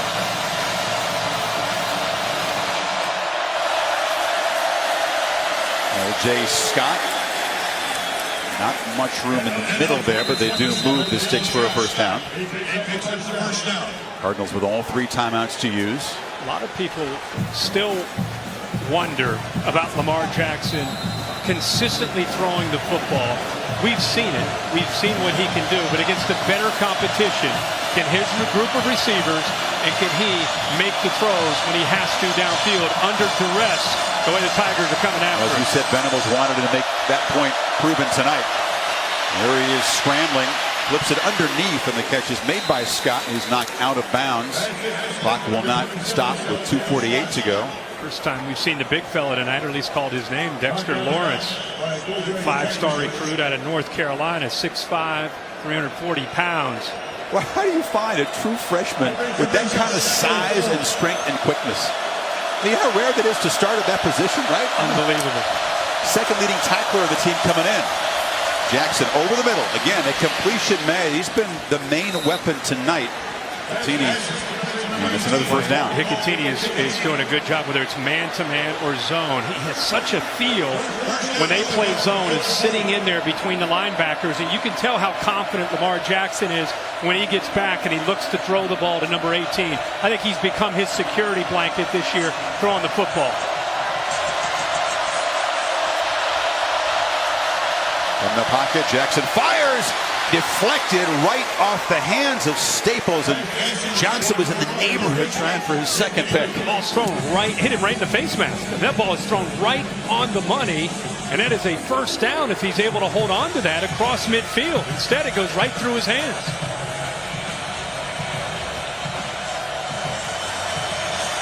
That was a laser to Staples. Tigers bring some pressure. Jackson picks it up, works down the field, and in coverage there, Quick got tangled up with Ryan Carter, and a flag comes out.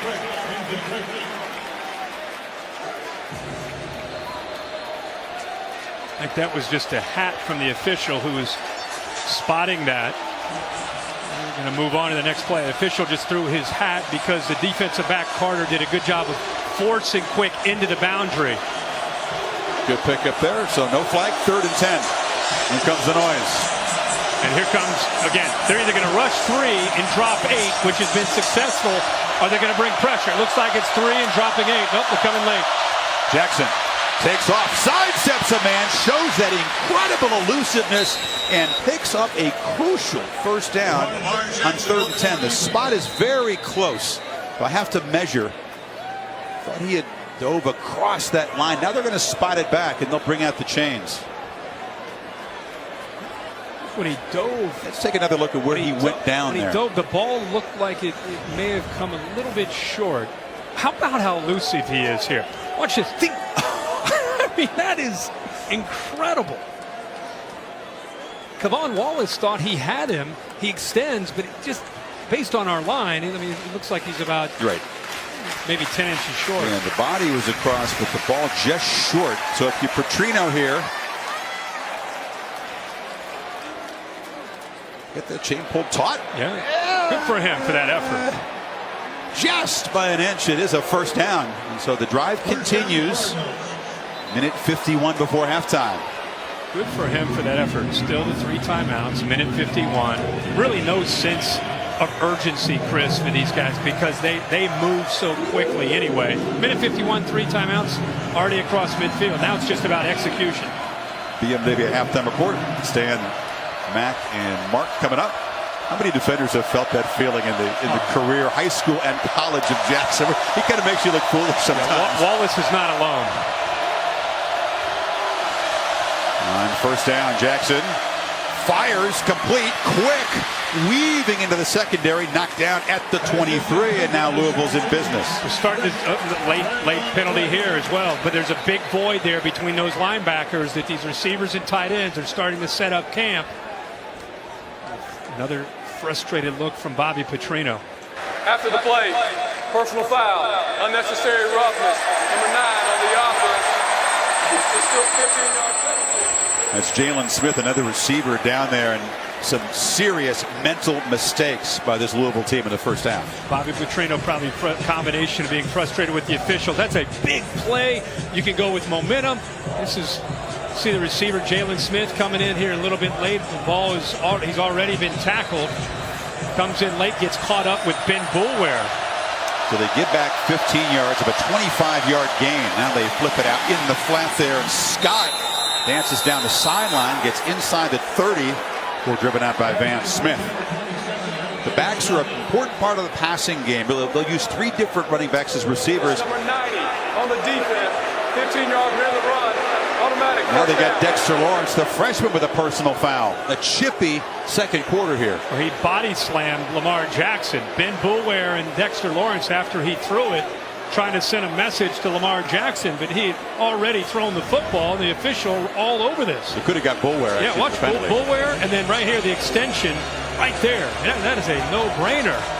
And you know, we've seen mistakes and emotions flying from both sides here. This is a big drive, by the way, in this football game. First down at the 14. Jackson keeps it and shows the deceptive strength that he has. It's easy to focus on the speed and shiftiness. For a wiry guy, he's pretty strong. He sure is. And he's not afraid to get into that pile and lower his shoulder. He's hot right now. The referee trying to push him away as Jackson was frustrated. For him to react like that, something's going on at the bottom of the pile. Not for the first time. I think that's Ben Boulware doing something. Ben Boulware may have grabbed his face mask. He is hot. For him to react like that, he's got to keep his cool.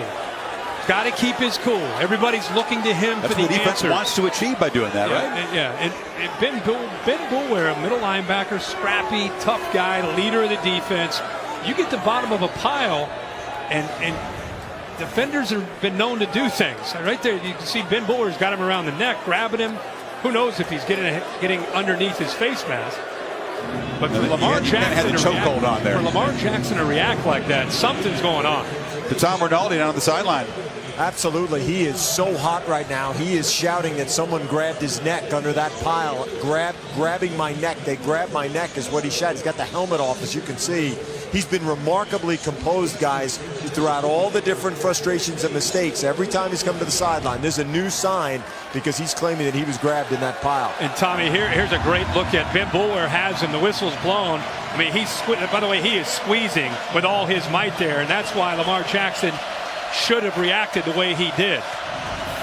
But again, the defense's job is to get under the quarterback's skin if they can. Great job on calling the timeout. Just let everybody calm down, especially number 8.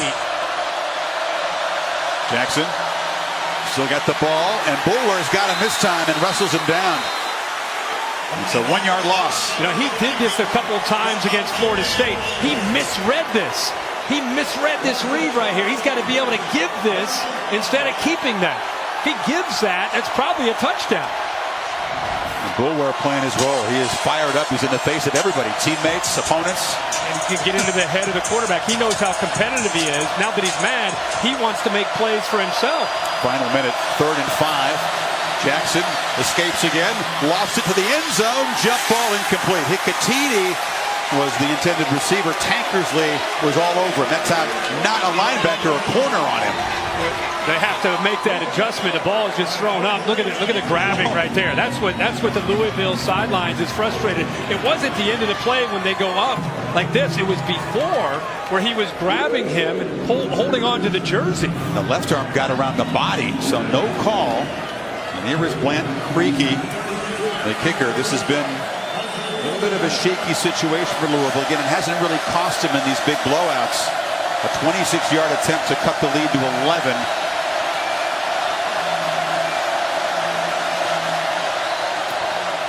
And he just sneaks it through. Creaky, the sophomore from Shelbyville, Kentucky, the replacement kicker for the last couple of games. And Louisville not looking for 3 there, Kirk, but they do cut into the lead, and you can see the frustration continues for Jackson. He's got to maintain his poise and use his competitive spirit to his advantage. He's got to be able to contain himself. Brent Venables talking to his leader, Ben Boulware. Bobby Petrino has spent 30 minutes working the officials and being frustrated with some of the calls that he's seen out there. It was a 76-yard, 13-play drive at 3:10 for Louisville. And to try to stop the bleeding with Clemson getting the football to begin the second half. And I know what he's upset about on that last play. As I said, it wasn't the end of the play when Tankersley went up. It was before they went up where you could see Tankersley grabbing on to Hicatini's jersey to try to help get in position. So Tavian Feaster, the true freshman returner at the goal line for Anthony George's kickoff. And he'll have a chance. Feaster. Knocked down across the 25, and with 32 seconds to go, 31 now. Dabo Swinney content to play it conservative here? We're up here, and we should ask Sam and Tommy about this, but it feels like it's getting a little chippy. It feels like the officials need to do a good job of talking to Bobby Petrino and Dabo Swinney and the captains as they walk off at halftime and tell them, hey, guys, we're not putting up with it in the second half. It just feels like if you're not going to police it on the field, the players will start to police it themselves. So they need to make sure they take control of that. 12 penalties in the first half. Watson on first down. And they're not going to play it too conservative. They're going to go to Scott, who's across midfield. Tigers have all 3 timeouts. Now that's 25 seconds. Chris, that's Deshaun Watson. They're going to use a timeout here. That's Deshaun Watson. What you expect from him, sitting in the pocket, a lot of noise and confusion around him, locks in downfield to Scott and puts that ball right on the money where Scott can make a play on it. The play was long developing, but they pick up some big yards here, and they're thinking about getting points. Need about 20 more yards to get in field goal range for Hugel. Watch how long this play takes. Throws it before Scott's out of his break, and that's the relationship and the anticipation between a veteran quarterback and Deshaun Watson and Scott, who he's played with all of last year. I would actually say of all the receivers that he has back, with Renfro down, Mike Williams missed last year, Ray McLeod didn't play a lot last year. Artavis Scott was his go-to guy a year ago, and the guy that I think he feels most comfortable with as we sit here at week 5 in the season. Scott is the ACC career active reception leader at this point. 25 seconds, 2 more timeouts. Watson back, no pressure, throws it down the middle of the field to Leggett, who just gets grabbed. An easy interference call, that time on the Cardinals. Josh Harvey Clemens felt he needed to do that to perhaps save a huge gain. Yeah, we've talked a lot, Chris, about Hicatini and how good a tight end he is. Defense, number 25, 15-yard penalty, automatic first down. For Louisville, Leggett is a bigger tight end at 6'5", 260, but still gets behind Harvey Clemens, who, as you said, had no other choice but to grab onto his arm to prevent him from making that big play. Penalty moves to the 35 now with 19 seconds. Watson from the pocket delivers a low throw, catch made at the 16-yard line by Williams. Now they're well within field goal range with 14 seconds, and they spend their second timeout. Interesting that Louisville has a reputation with Todd Grantham of being an aggressive, in-your-face, challenge-you type of defense, and yet here they are in the closing seconds of this first half. They've been somewhat passive. They've kind of been back, soft coverage, not taking away the easier throws. Remember, we saw Leggett make a play. This time he looks to the big receiver, Mike Williams, gives him a chance, low and away, and doesn't quite get out of bounds, so they got to use their timeout. Cardinals rushed for Kirk, twisting and stunting, didn't get near Watson that time. I think that's always tough for a defensive coordinator. You know, your DNA, who you are, what you believe in is attack, attack, attack. And you get into that 1-minute offense that you're defending, and you have to make a choice. Do we pull back a little bit, try not to give up the big play, the easy play, or do we stick to our guns and kind of come after them? He's elected for the most part to sit back more, and it's given Deshaun Watson a lot of time to throw the ball. And you give Deshaun Watson a lot of time, he is going to eventually find his rhythm and his confidence and ability to throw the ball. Hey, you saw 9 of 10 since that slow start. Watson hasn't yet been sacked, the Louisville team that had 15 sacks coming in. So this is a real pivotal moment here with 14 seconds to go. Do they get 3? Do they get 7? Knowing they get the ball right back to begin the second half. The Tigers potentially could blow this open. 14 seconds remain. You have a veteran quarterback. You have a timeout remaining. You have out of bounds. You have a first down that can stop the clock. You know Dabo Swinney trusts his quarterback. They are in attack mode. They still feel like they're going to take shots into that end zone.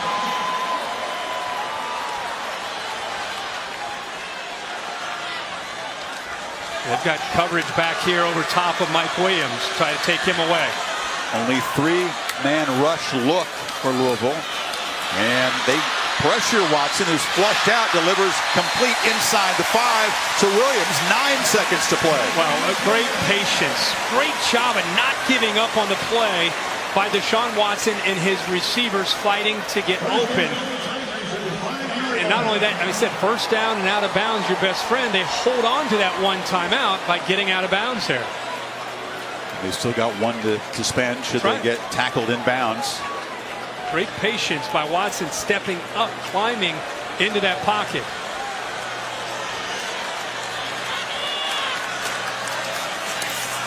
On first and goal, Watson fires high. Touchdown, Scott. And the Tigers extend the lead with 5 seconds before halftime.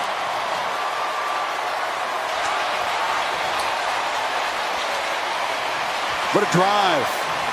73 yards, just 32 seconds. Well, that is incredible. Incredible effort. And think about this, the emotion of that first half. Louisville cut it to 21-10. They're thinking that they got a chance. So we got points. It's going at halftime. Regroup, get ready to go. And Clemson says, no. We're going down the field 4 plays, 73 yards in 32 seconds for a touchdown. How about how well designed this play is?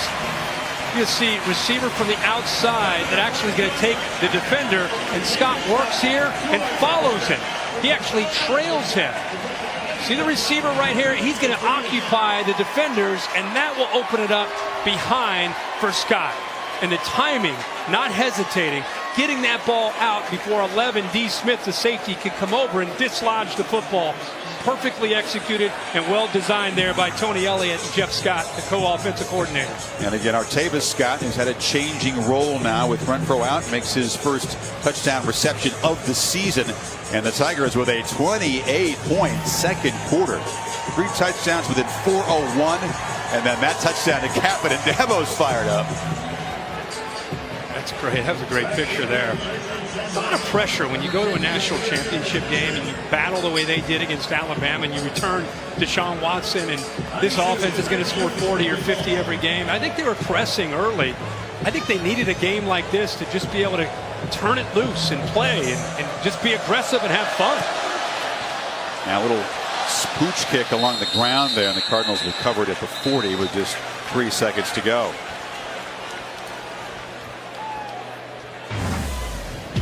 Not a whole lot to this, not many plays, 4 plays. I thought Deshaun Watson showed great patience, found his accuracy at a critical time in this game, made great throws, did a good job here of stepping up, got out of bounds there, saved their timeout, and the big throw there to Artavis Scott for the touchdown. 32 seconds to go 73 yards. We'll look back at that drive, I'm sure, at some point later tonight. You pointed out too, Kirk, the Cardinals and Grantham got passive and they paid for it. Meanwhile, job number 1 against Jackson, stop him running. They have so far. And the quarterback will knock down again, a 4th sack for the Tigers to punctuate this first half. Cleveland Farrell got him. And the Tigers, after hearing all the hype about this high-powered offense coming into their house, have made a strong second quarter statement. They will take an 18-point lead as we take it to Tom Rinaldi with Petrino. Thank you very much, Chris. Bobby, how would you assess your team's composure in that first half? Yeah, we got to get our poise back. You know, there's a lot of stuff going out there on the field, not going our way. We got to just calm down, get our poise back, and go out and play. We can't turn the ball over. Thank you very much. Sam. Well, Coach, 28 points in the second quarter. So to you, what was the difference in your offense between the first and the second? Well, we were running the ball well. I think we had 1 pass completion in the first quarter. I don't know if we've ever had 1 pass completion in the first quarter. But we just missed on a couple plays, turned it over. But, hey, they've just hung in there. Defense is playing great. We've had turnovers. We've gotten them back. I think we might be +1. I don't know. But we're right there. But bottom line is we're throwing and catching, and we're running the football. And that opens everything else up. Really proud of how we're playing up front on both sides. Thanks, Coach. Chris, back to you. Yeah, they are +1 in turnovers. They were a combined 5, a whole bunch of penalties, as Petrino said. A lot of stuff going on out there, that's for sure. Meanwhile, Jackson, a little smile there. Got a big hole to dig out of. The BMW halftime report right after these messages.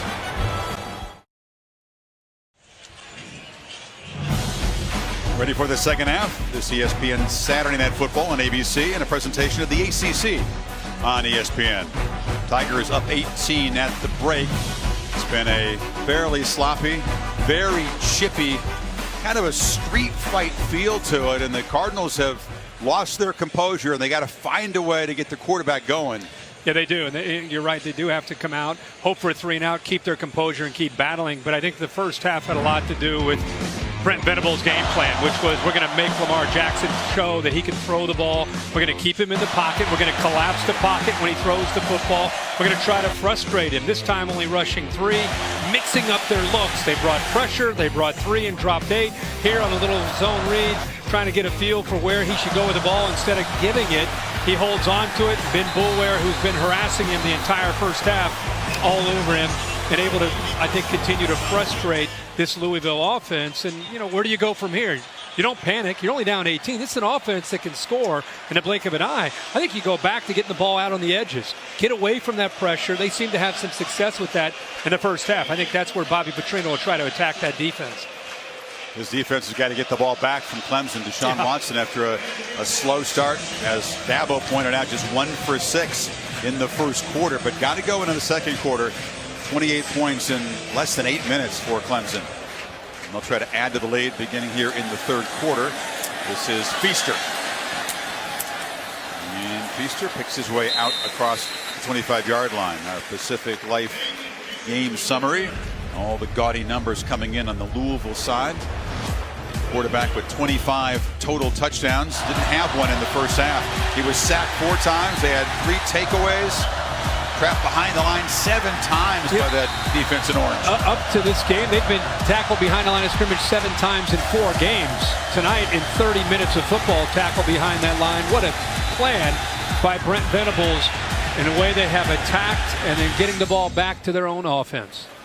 And Gallman, who scored a touchdown in the first half.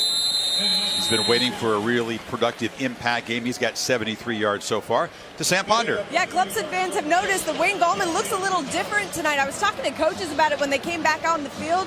It just so happens to be his 22nd birthday today. So not a bad way to spend your birthday night. 73 yards and a touchdown. No big deal. Pretty cool. Yeah, the big game in the opener against Auburn. He was a workhorse there with 123, but not much since then. On the slant, in and out of the hands of McLeod, and a diving attempt. It's a pick. A circus grab by Chucky Williams off the hands. That wasn't the quarterback's fault. And it's the little things. Ray McLeod, the ball is thrown right into his hands, goes off his shoulder pad, and into the waiting arms of Chucky Williams, who's paying attention, the leader of that secondary. How many times do coaches work on receivers? Catch the ball with your hands. It goes right through his hands, off that shoulder pad, and that's exactly what this defense needed to do. Their third turnover that they've been able to create. They get the ball in good field position for Lamar Jackson. See if Louisville can cash it in. And Jackson fires far side, a sure throw to Quick, and Quick spinning for about a 2-yard gain. To check with Tom Rinaldi. Chris, thank you very much. Talked to Lonnie Galloway, the co-offensive coordinator. No fiery speeches, no broken blackboards, if you will, during halftime. Instead, trying to settle the team and remind them to be composed, that they're in this ball game. They need to get out to a good start. Obviously, that turnover, the beginning that they wanted, Chris. Thank you, Tom. Lonnie also coaches the wide receivers, co-coordinator with Chris Klemakis. On second down, Jackson takes off and darts inside the 30. You get a glimpse of the acceleration we've seen throughout the first 4 games. Yeah, he gives a little look to the outside, and by just watch this, by looking to the outside, look at the defense react. They start to take off, and that actually opened up the middle there. And a nice block there, and the inside as well by McNeil to open it up. Cardinals in the red zone where they were forced to kick a field goal late in the second quarter. Now Jackson delivers a dart, complete again, and a hard hit delivered on Samuel. A little slot receiver, 5'7", 170. You said, what should you do? Just what Tommy Rinaldi talked about, there's no panic. They got a turnover. Go back to attacking the perimeter. Go back to attacking outside, because by doing that, if you have success, it can open up the inside, where, of course, that's where Lamar Jackson and Brandon Radcliffe can run the football. But it's going to have to start on the outside. Radcliffe cuts it back, knocked down inside the 10. It'll be near a first and goal. I think they'll spot him with a first down. Here's an opportunity. This is typically where this is Lamar Jackson territory. They've been so tough to stop in these first and goal situations because his versatility gives them so many play calling options, doesn't it? Absolutely. The zone read is always in play here. The play action off the zone read look where you get him away from pressure.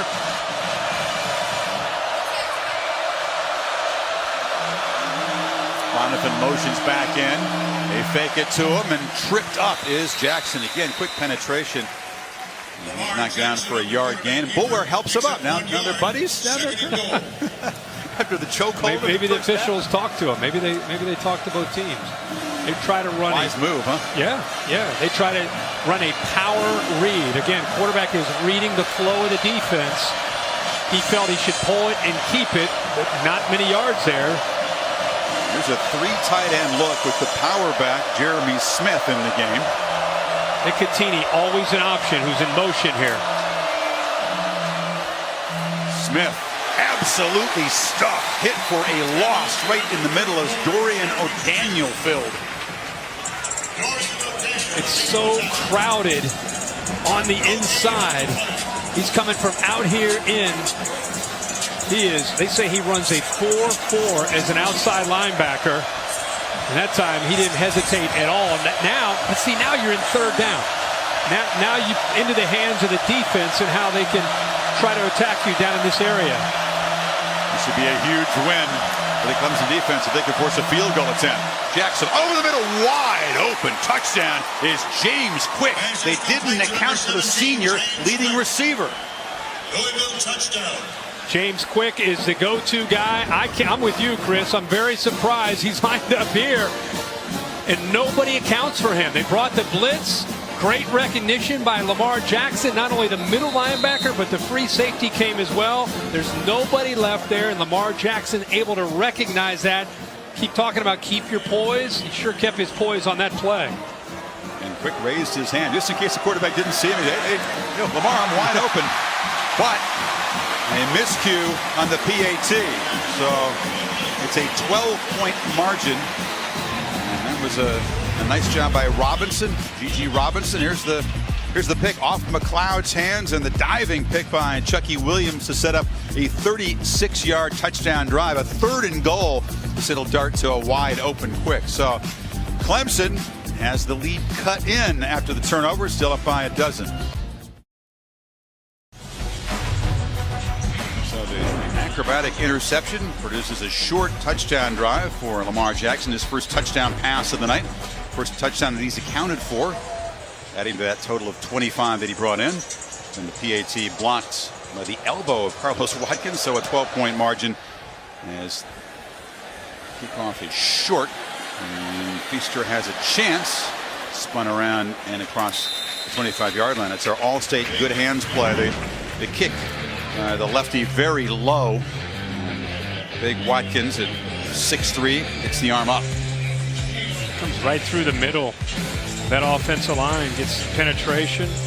Able to knock that ball away. Every point counts, Dabo. He has to be bothered, though, by the drop of McLeod. It's been a problem for this receiving corps, which set up the interception. 16 drops coming into tonight. That was the first one we've seen this evening. Gallman knocked down after a 3-yard gain. Birthday boy.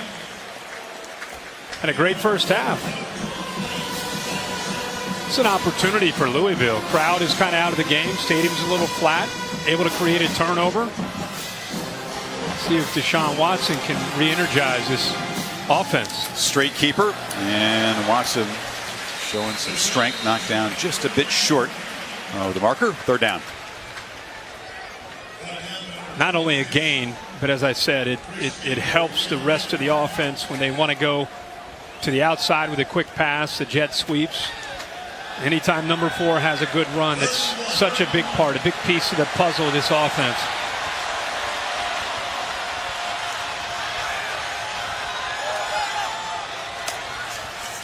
On 3rd and 1, some traffic and some confusion in the backfield as Watson and Gallman nearly collided, and Drew Bailey makes the stop, and Louisville's going to get the ball back.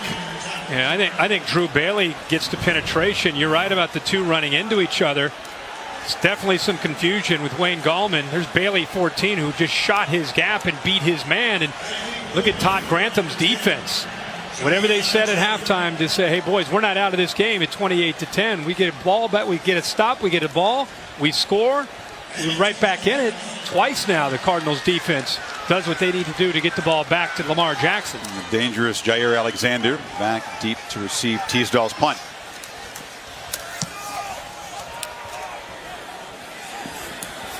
Lets it bounce and now fields it on the bounce and gets away. Look out, Alexander is dangerous, and they just knock him down, preventing a big return. Gets across the 30. How about Lamar Atkins on the punt return team, number 46? That ball drilled him.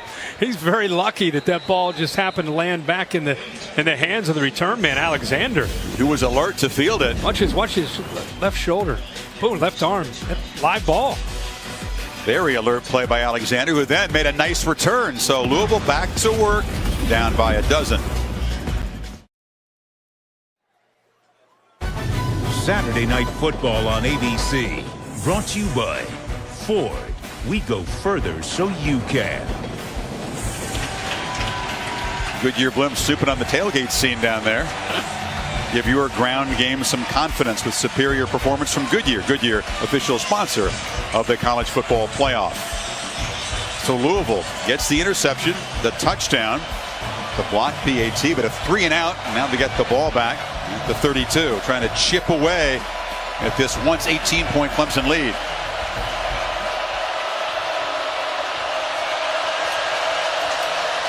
Jackson fakes it to Radcliffe immediately, puts his eyes downfield, now tries to buy time, spinning around, and he's finally knocked down for a short loss.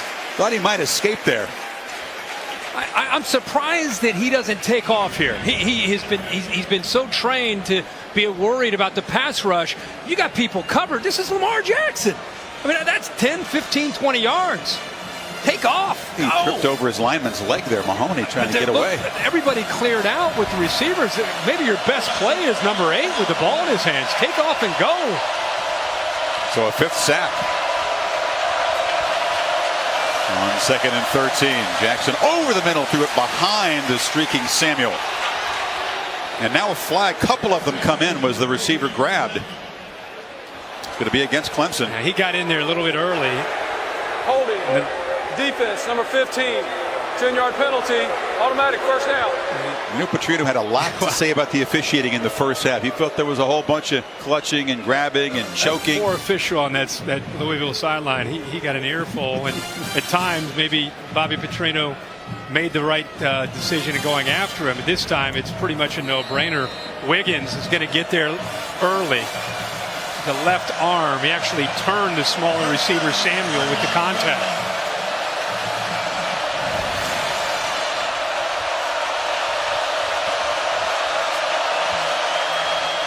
Radcliffe's got it. And he's got some room. Radcliffe into Clemson territory. Physical run down to the 43. Johnson and Bulwer combined to bring down the tough runner from Miami. Yeah, nice job here. Into the middle, into the teeth. An area that they've had a hard time running the ball. Mahoney, 56, leading the way there. Does a nice job. Great blocking. And here's that tough running from the senior Radcliffe.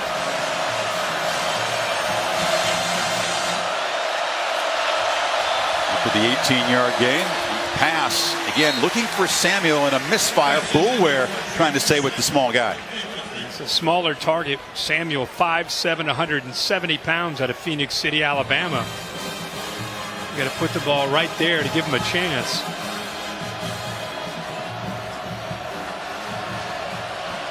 We have not called the name of Jalen Smith tonight, if at all. It has not been...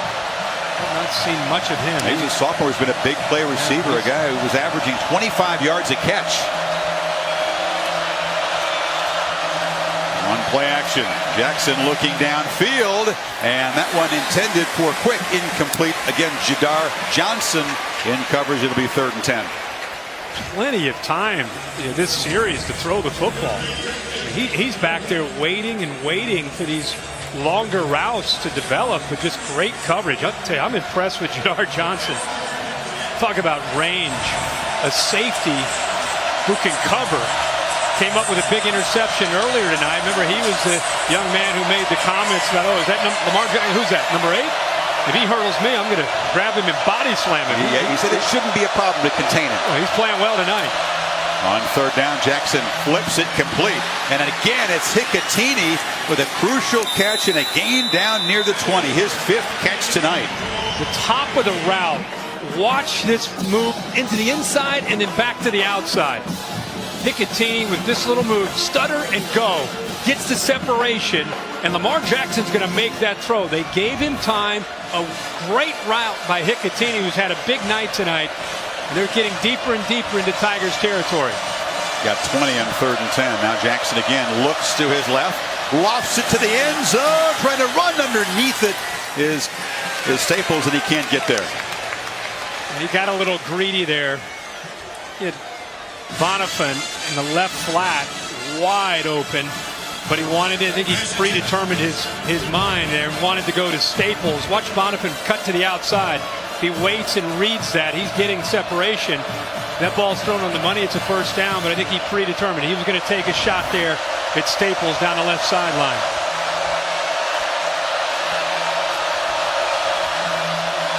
Jackson keeps it and gets around the corner, dancing free inside the 10. Spun down by Edmond. How about the block here by little man, 5'7", 170 pounds. Good read, pulls it. Hicatini's looking for somebody to block, but right there, Samuel on the block against the safety, Wiggins, gives him even more room to run. And there's the quickness and the suddenness of Lamar Jackson when he comes around the corner. They lost the edge of the defense there. Very quick 16-yard scamper sets up a first and goal. Into the noise at the Clemson student section.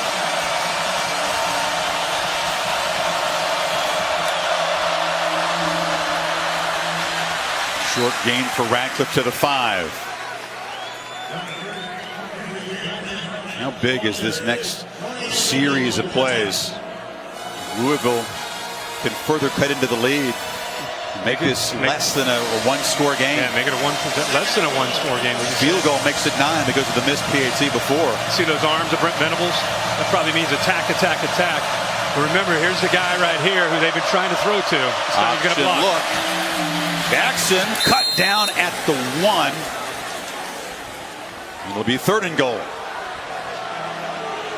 Boy, Radcliffe with a big-time block, Chris, to try to free up his quarterback. Watch 23, the running back here, Radcliffe on a block on Ben Buller. Bang! Put him right on his back. I don't think he liked Buller grabbing his quarterback around the neck earlier in the game. Spotted back closer to the 2 on third down. Little conference there on the left side of the O-line. A lot of big bodies for Louisville. All bunched together. Bobby Petrino running down the sidelines and gets a timeout. Looked like there might have been some confusion. All the big fellas trying to figure out where they're going to line up. A crucial play coming up here. Louisville down by 12, but threatening.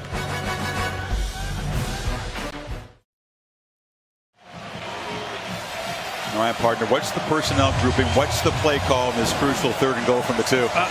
You always think that Lamar Jackson with the ball in his hands is the right call in these situations. But remember, Chris, earlier they ran over that left side of that offensive line with Jeremy Smith in the game, and he's back in the game. And they had success. The result was a touchdown. It's a different look after the timeout. They had 6 offensive linemen and 3 tight ends before the timeout. Now you've got Trips to the bottom and Hicatini, the tight end, to the top by himself. See if they're just trying to unclog the middle. The Tigers are all over. Look at him spying the quarterback here. It's Jackson all the way in a run, and they were ready for it. And Boulware drops him for a loss back at the 5. It's fourth down. Really surprised. A slow developing play into the boundary where Benny Boulware and the boys are able to make a play. He shoots right through here. But look how long this play takes to develop. I mean, look at Boulware's not there. There's 3 other Clemson defenders. And Kirk, I think the loss may have changed the philosophy here. Petrino. Freaky's on to try a field goal. They had a lot of momentum on that drive. I mean, they were backing Clemson up, and then the timeout kind of killed a little bit of that. Every kick is an adventure for this team at the moment. Creaky having had the PAT block, he was good in his earlier field goal attempt, and this one is knocked through, but again, keeps the lead at 9 as Bulwer, who got trucked on the previous play, knocked on his butt by the block, comes up and makes the big stop on 3rd down.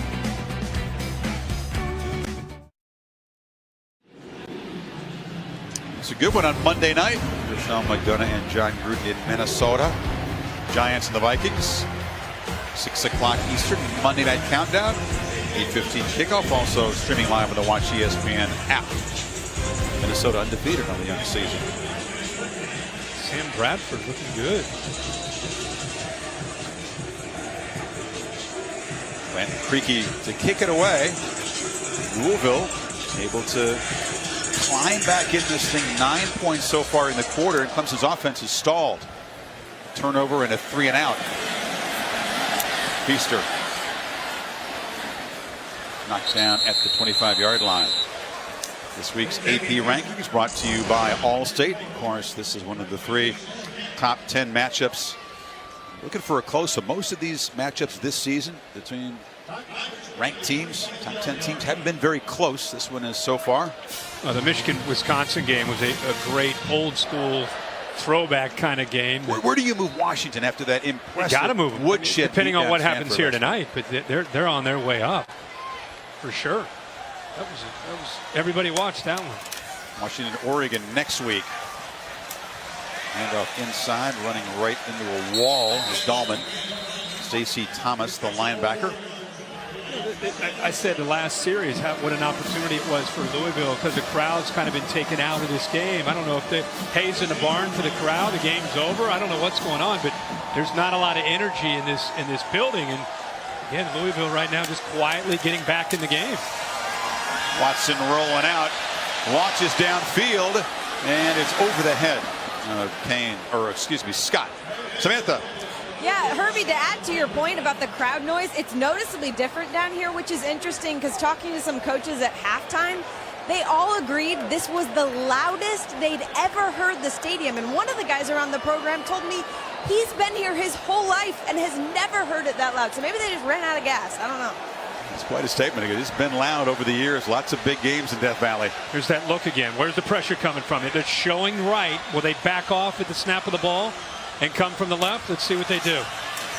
Back off at bring 5. Watson trying to get away and does. First down. Still running. And shows the elusiveness into Louisville territory. A crucial pickup for the quarterback there. They showed the pressure and then ended up backing off. They come through here. They pick it up. And once they pick it up, watch this crease. And this is what Deshaun Watson does so well. There's Gallman now as Watson has now outrushed his quarterback counterpart in this ball game. Lamar Jackson gets so much attention for how explosive he is, but Deshaun Watson is very effective, obviously, as a runner. 23 there, now flips it to Kane and gets a block, and they move the chains again inside the 40. You know, what he recognized is linebacker bailing on that 3rd down and just started to run. He felt that, and again, that's that sixth sense that Watson has when it comes to running the football. And they're back in that attack mode that's been missing here in the second half.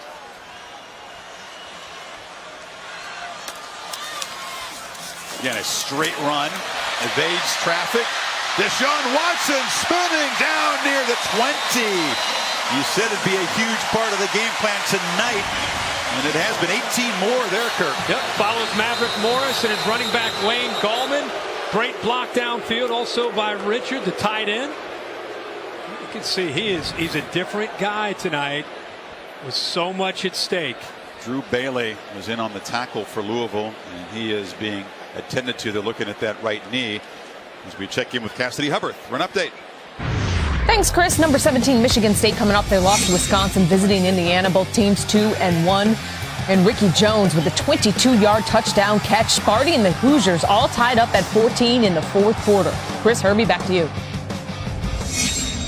Interesting day in the Big Ten, Kirk. Yep. Michigan kind of slugging past Wisconsin. A 7-point victory in the Big House for the Wolverines. No problem for the Buckeyes routing Rutgers earlier today. You know, Iowa knocked up by Northwestern. You know, with Ohio State, They didn't do that last year against anybody. So you could say, well, it's Rutgers or it's this or it's that. I can tell you right now, Ohio State's playing with a different energy than they played with all of last year until they got to maybe the Michigan or the Notre Dame game. They're playing athletic on both sides of the ball and hungry, something we haven't seen. To me, they're up here, and then there's the rest of the Big Ten right now, just based on what we've seen after the first 5 weeks. Strong playoff contender, as is the winner of this game. Exactly 1 month from now, the first rankings released by the College Football Playoff Selection Committee, November 1st. Clemson, of course, was number 1 in all weeks of the rankings a year ago. Crowd booing, speculating that Drew Bailey may have gone down to try to slow down the momentum that's been created on this drive. He's off the field right now as the Tigers set up from the 20. First down. Fake to Gallman, and Watson delivers over the middle. And the catch made by Leggett, lost the ball. A turnover.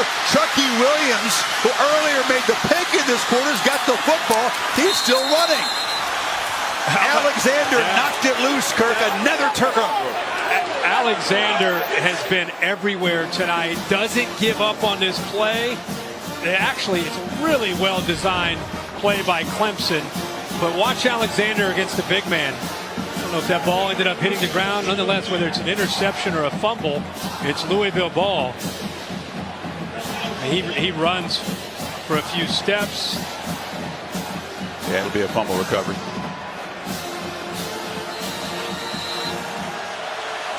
Louisville takes over at the 23-yard line. So the second turnover of the half for Clemson. 4 in the game now. Radcliffe takes the toss, makes a cut, and picks up a first down. I mean, that is a big play. Again, by Jair Alexander, who's been active tonight in coverage and in run support. Williams ends up coming up with it, but it was Alexander who made the play.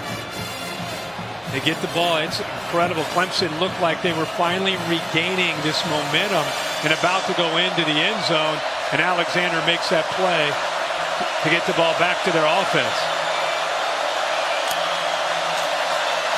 Radcliffe again cuts it back, short game. Jair Alexander, the first 5 games of this season is looking like an All-American player. Oh yeah, for Louisville. yeah. Based on the games against Florida State, tonight against Clemson, they're more high-profile games. He's playing as well as any corner I've seen in his first month of the season. Remember, Dabo walked off and said, hey, we're +1 in the turnover. Well, now they're -1 after the 2 turnovers here in the second half. Another handoff up the middle. A different kind of attack from Petrino tonight. I think different than he expected and hoped it would be. Not airing the ball out with nearly the success. No, again, he's had to be very, very patient with his attack. It has everything to do with the talent that he's facing and the scheme from Brent Venables and how aggressive they have been. Attacking, blitzing, and confusing Lamar Jackson in the line. He's had to go find different ways to try to move the ball without the big playability. Lead 7 on third down. Here comes the pressure again. Jackson flips it complete, and that's Smith. And the back rumbling deep into Clemson territory. Another big third down conversion. He's been a stud tonight. Yeah, they go zone blitz. Watch Christian Wilkins. He's actually dropping in coverage. He's 300 pounds. So Brent Venables rolls the dice trying to create some confusion with the blitz look. But he's got the big fella, 42, who can't get out there against a running back with a 300-pound defensive end trying to cover the flat. 29-yard gain. Jackson straight back from the pocket. Good protection, delivers a strike down inside the 15-yard line to James Quick, and what a turnaround. Louisville threatening again. Did not reroute him. Tankersley did not get his hands at all to slow him down. It made it easy for Lamar Jackson to squeeze it in between the corner and the safety. The corner has got to get his hands on Quick, not let him get around that quickly and that easily. This drive has been quick. Inside of 2 minutes, they moved it 65 yards. Jackson keeps it, spins, still on his feet, diving down, first and goal. Now you see the slipperiness of this quarterback as a runner. That was almost 4 defenders that had their hands on him. Let's count them here. Good read. 1, 2, 3, almost a fourth to take it into the end zone. That's Lamar Jackson right there. That was a sideways sidestep. And Jadar Johnson, Tigers safety, being looked at back at the 15-yard line. In the meantime, that huge completion to Smith there on 3rd and long, setting him up. 1st and goal, final minute of what's been a terrific 3rd quarter for Louisville and a sloppy quarter for Clemson. No doubt about it. That's why you play 60 minutes. That's why you make adjustments at halftime. That's what separates the men from the boys. Who can play 60 minutes in a game with this much hype, this much anticipation, jump out to a big lead? But you know, a team like Louisville, the veteran team that they have with Bobby Petrino, they're not going to give up. They're just going to keep swinging. You thought, though, Clemson would pull momentum back, then leg it, and the ball punched out by Alexander. Williams picked it up. They convert the long 3rd down. And now Jackson has him set up a yard from the goal line. It hasn't been easy for him to punch it in, though, tonight from close. They've been down here 4 times, only 2 touchdowns. Jackson, keeper, and scores, standing up, and Louisville is roared right back in this game. It's the first time that we have seen the Clemson defense on its heels. A little bit unsure, a little bit maybe questioning and flat-footed, as opposed to confident, sure, sound, efficient, pinning their ears, knowing what's coming before it happens. Here's Creaky with the PAT. He's had one blocked already and knocked it through. That's big as it cuts the lead to 2. So here's the play that really swung momentum, and it looked like the Tigers were going to stretch their lead. It was close. Alexander has been a star tonight, knocks it out at the 6-yard line, and then Williams picks it up and returns it. And Chucky Williams comes up with it, and just like that, 7 plays, 77 yards after the turnover. They get deep into Clemson territory. It's a great read, a good field. How many times has he scored standing up this year? A lot. A lot. But tonight, he hasn't had a lot of those opportunities. Like I said, if you go back and really look at that replay, you can see that Clemson defense flat-footed. They have not done that a lot tonight. It's been much more coming after number 8. Yeah, no quarterback has ever, in the last 20 years anyway, been responsible for more touchdowns. That's passes and runs through 5 games. 27 now for Jackson. That's game on now. Final 45 seconds, and it's gonna come down to the final 15 here at Death Valley in a huge impact game. This is Artavis Scott, who's back at the return position from the 5, and the veteran receiver be knocked down near the 25-yard line. Monday night on ABC, you can catch a new crime drama from the executive producer of Criminal Minds, Conviction, starring Haley Atwell. Premieres Monday at 10/9 Central on ABC. I think if you're Clemson and Dabo Swinney and his coordinators, there's no need, just like we talked about with Louisville, no need to panic, no need to change the approach. I think if anything, you again have a veteran quarterback, you trust him, you continue to attack, you continue with the game plan.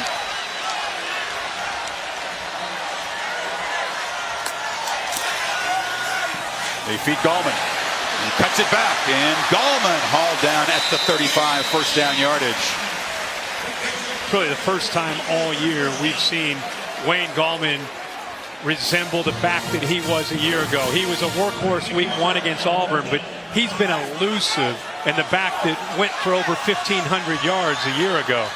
And he's hit exactly 100 yards rushing tonight on 12 carries. 8.3 per carry, has the touchdown on his birthday. It's McLeod in motion. He takes the little pitch there, breaks a tackle in the backfield, and battles hard, but it'll be a gain of only about 3 as the final seconds tick away in the 4th quarter.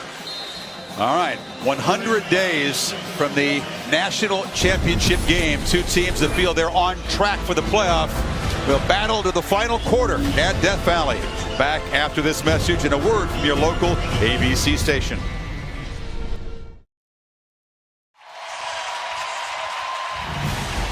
Fourth quarter coming up. The ESPN Saturday Night Football on ABC and a presentation of the ACC on ESPN as the defending conference champion Clemson Tigers try to protect their house here and take a huge step toward another division title. 2nd and 7, nothing doing. Stuffed right at the line is Goldman. I'm in 3rd and long now. Nice job by the linebackers. Defensive line eating up the blocks. Kelsey coming in and Stacy Thomas, those 2 inside linebackers, been very active tonight against the run. This is what Louisville wants. This is where they want to get Deshaun Watson, these 3rd and long situations. Tigers 3 of 7 on 3rd down tonight. Hearns usually comes from the blitz right up the middle here. He and Devontae Fields right next to each other. Watson trying to escape the pressure, just dumps it into the ground to avoid a big loss. They were all over him. Keith Kelsey from his linebacker position. Yeah, we just talked about Hearns and how he can come after you. Watch the left guard here, first-year starter Taylor Hearn trying to deal with that pressure. Look at that power, the quickness. 3rd down, they're pinning their ears coming after you, and Taylor Hearn right that time, the sophomore, no chance to give his quarterback with pressure right up the middle, which is an absolute no-no on 3rd down to try to get, unless you want your quarterback to just have to throw it away or take the sack. Hearns is a quick dude, isn't he? He's been tormenting quarterbacks all season long. So Alexander back inside his 30. Louisville's going to get the ball back down just 2. And a muff there. There's a scrum. Battling for it is Alexander. He's had a couple of big plays that had almost been a miscue, but he does retain possession. Incredible 18-point halftime cushion for the Tigers has all but vanished as the Cardinals take over down 28-26.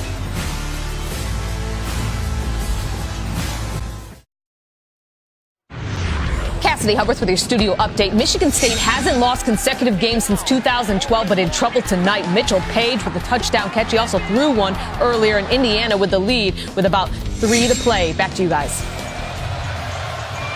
Cassidy, thank you. Louisville with the football now, down by 2 after a 16-point 3rd quarter. Very different expression on Lamar Jackson's face in that timeout than we saw earlier. Trying to escape the pocket here.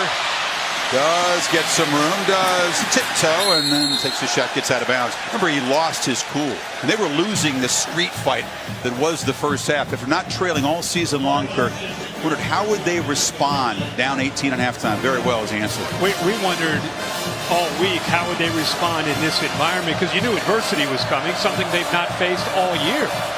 Throughout this run, they haven't been challenged. It's been very easy.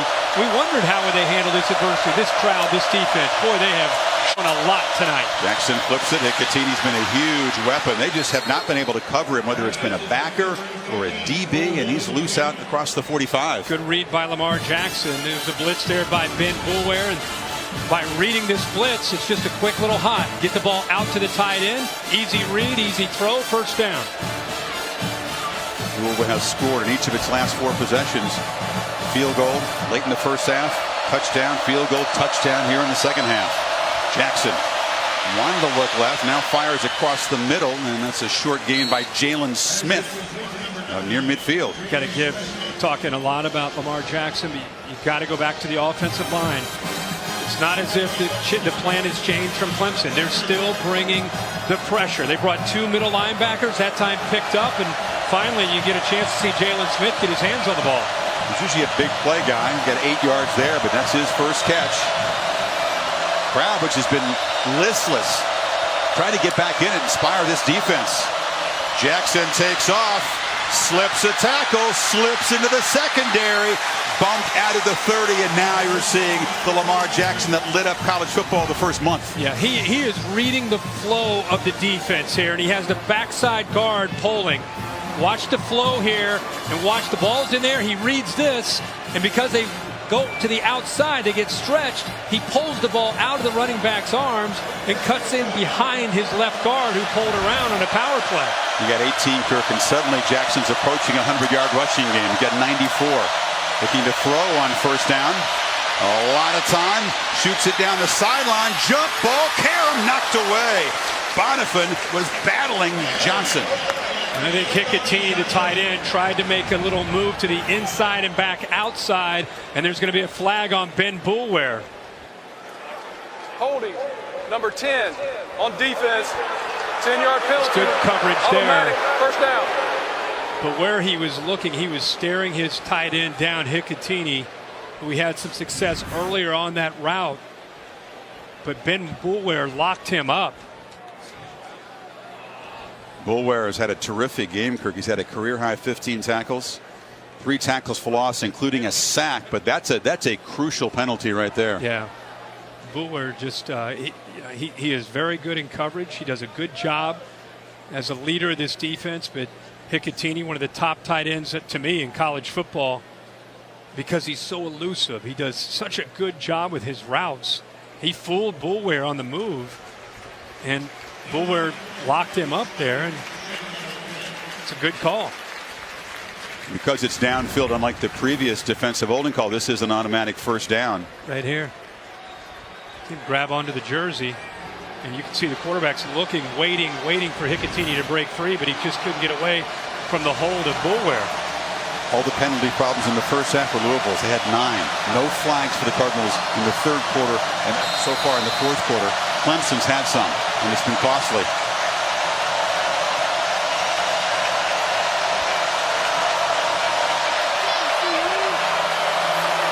And it's Radcliffe in the pistol. And that's Hicatini in motion, and now a false start. They hadn't had that happen in a while. I just jinxed them there. They've been so composed. False start. Something we saw a lot of 5-yard penalty in the first half. Yeah, again, that's Tobiah Hughley. He's an ex-walk-on. He's been a 3-year starter. He's got his degree. He's going to get his master's. Very smart offensive lineman. A couple mistakes tonight you don't expect to see from him. Had the snap earlier that caught Jackson by surprise.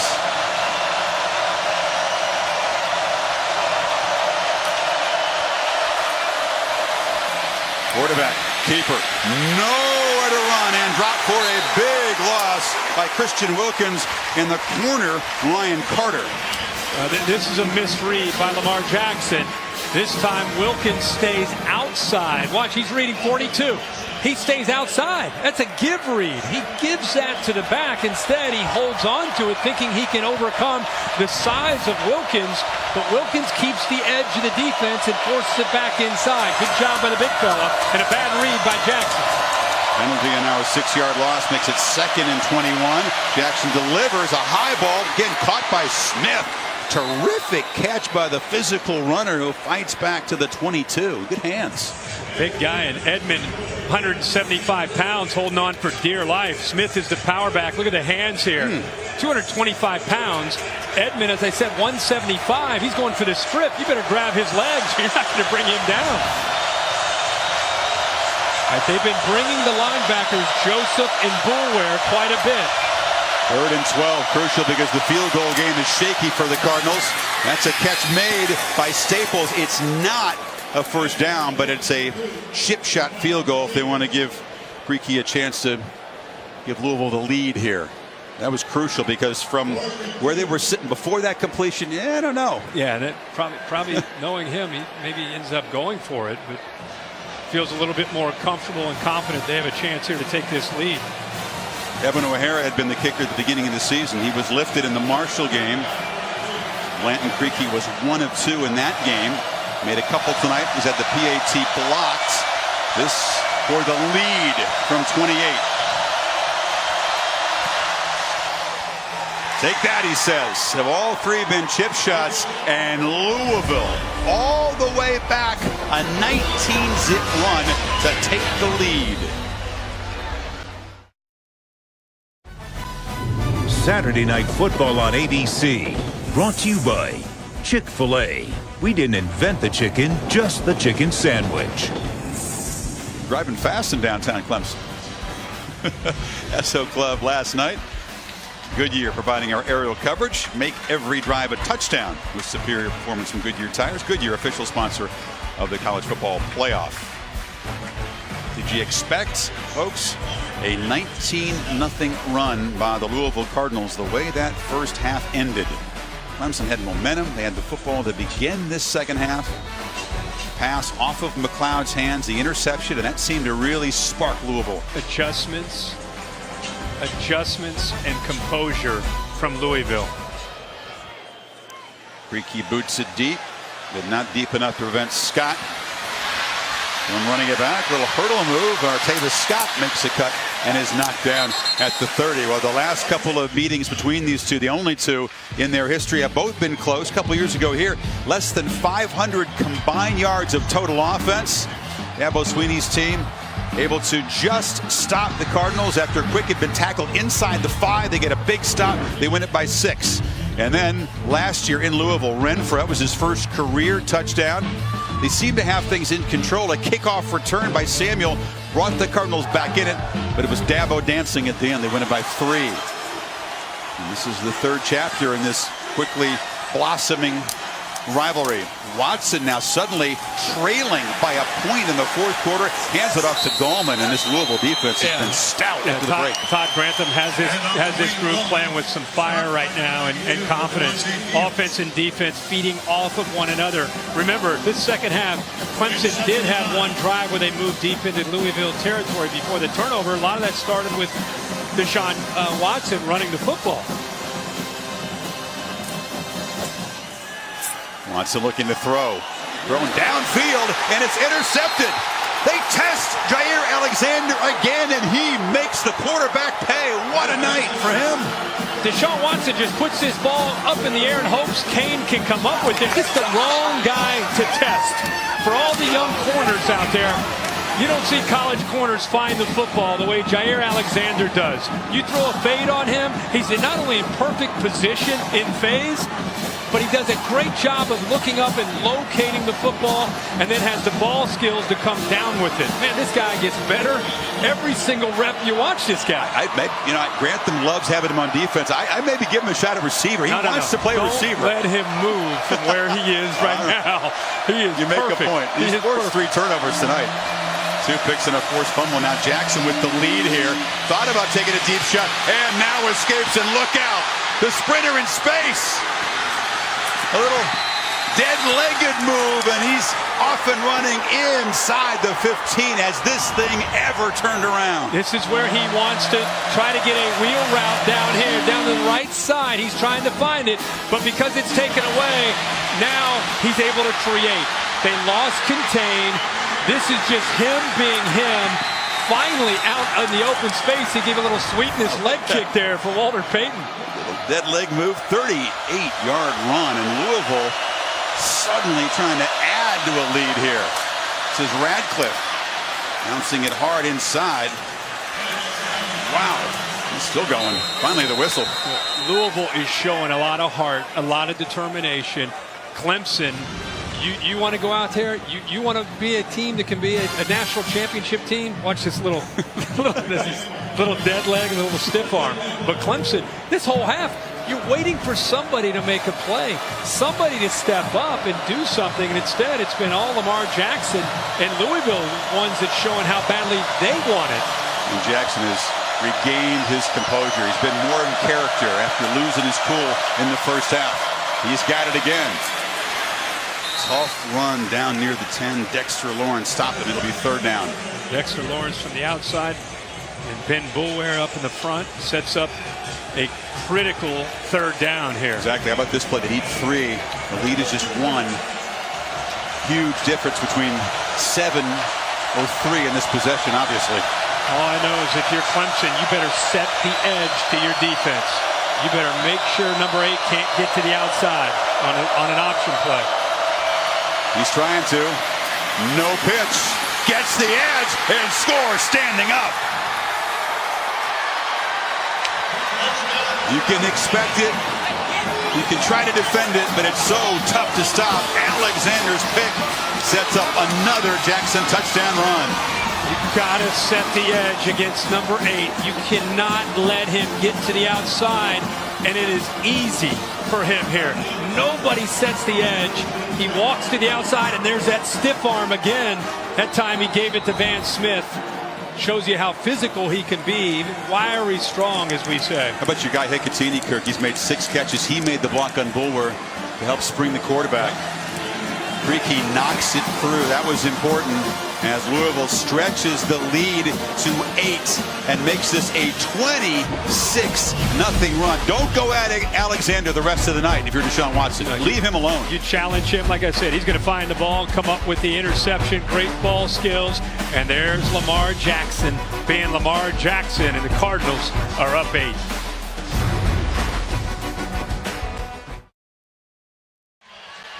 Over on ESPN, UCLA up 14-7 in Arizona, and then following that game, SportsCenter at night, Lisa Kearney and John Buccigross. All the highlights from another crazy day in college football. Major League Baseball, day 2 of the Ryder Cup. U.S. trying to hang on. Sports tonight after the game, also on the Watch ESPN app. So Dabo Swinney trying to get his offense collected here. Still a one-possession game. Once up 18, now down 8. Scott again has some room. Artavis Scott dances, cuts it back, and is in the clear. Artavis Scott just the kicker to beat. And he angles him out of bounds, but the huge return sets up Clemson at the 23. 77 yards. So often when there's a bobble at the beginning of a return, defenders can get out of their lane. And I think that happened a little bit. It's set up perfectly off to the right. I thought he might stay to the right, but what vision and just instincts as a ball carrier. Remember, he played running back in high school. He's a guy who's just very, very gifted as a runner. And that cutback was just him. But they set it up nicely to the right. And now they've got a great opportunity to remember. This is just a one-possession game, down 8.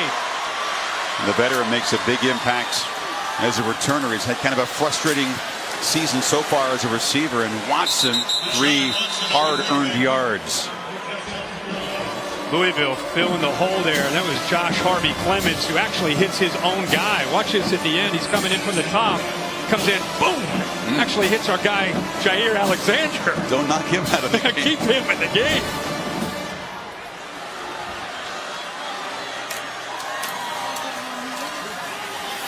Watson keeps it, pitches it across the middle. Touchdown, Williams!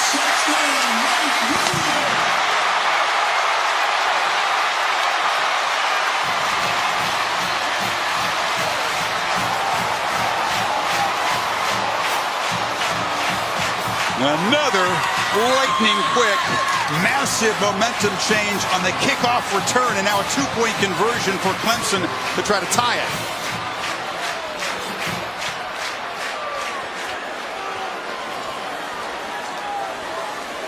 Clemson did not hesitate on the play call. Right away, lined up. Ball in the left half. Empty backfield. Watson for the end zone. Batted up and intercepted. And so the 2-point try fails, and Louisville holds on to the lead. Kelsey deflected it. Well, back to the touchdown here. And because they're able to run the ball, watch the linebackers with the action right here. This is a very important part of the play because the linebackers come up, and now you have a play coming from the outside across the middle.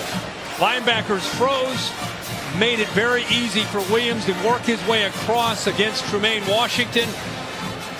And because the linebackers were up, he had a great passing lane to be able to put that right over top of the linebackers. There's not a safety in the middle.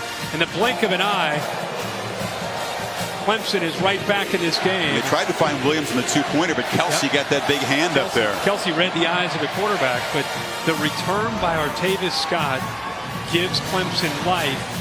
And 2 plays later, they're in the end zone, and now the crowd is back into the game. First time probably since the end of the first half. You're right. And Watson, who now has 4 touchdown passes to go with 3 interceptions. One, to be fair, wasn't his fault. It was off the hands of McLeod. 89 yards rushing for the quarterback. And here we go. How much fun is this when a game with this much height lives up to it? It's been a rarity, these big ranked versus ranked matchups so far this season. Very few have been one-score games. Low kick. Bounces around, and it's scooped up at the 15. And Alexander, the big play man tonight, is knocked out just short of the 30. Talked about this QB duel in Death Valley, our Pacific Life game summary. It was a Kind of a quiet start for both quarterbacks. Jackson heating up now here in the second half. He's thrown for 237, rushed for 139. Big surprise right there with the 3 interceptions from Deshaun Watson. Now Louisville will have to face the noise and show some poise here inside of 7 minutes.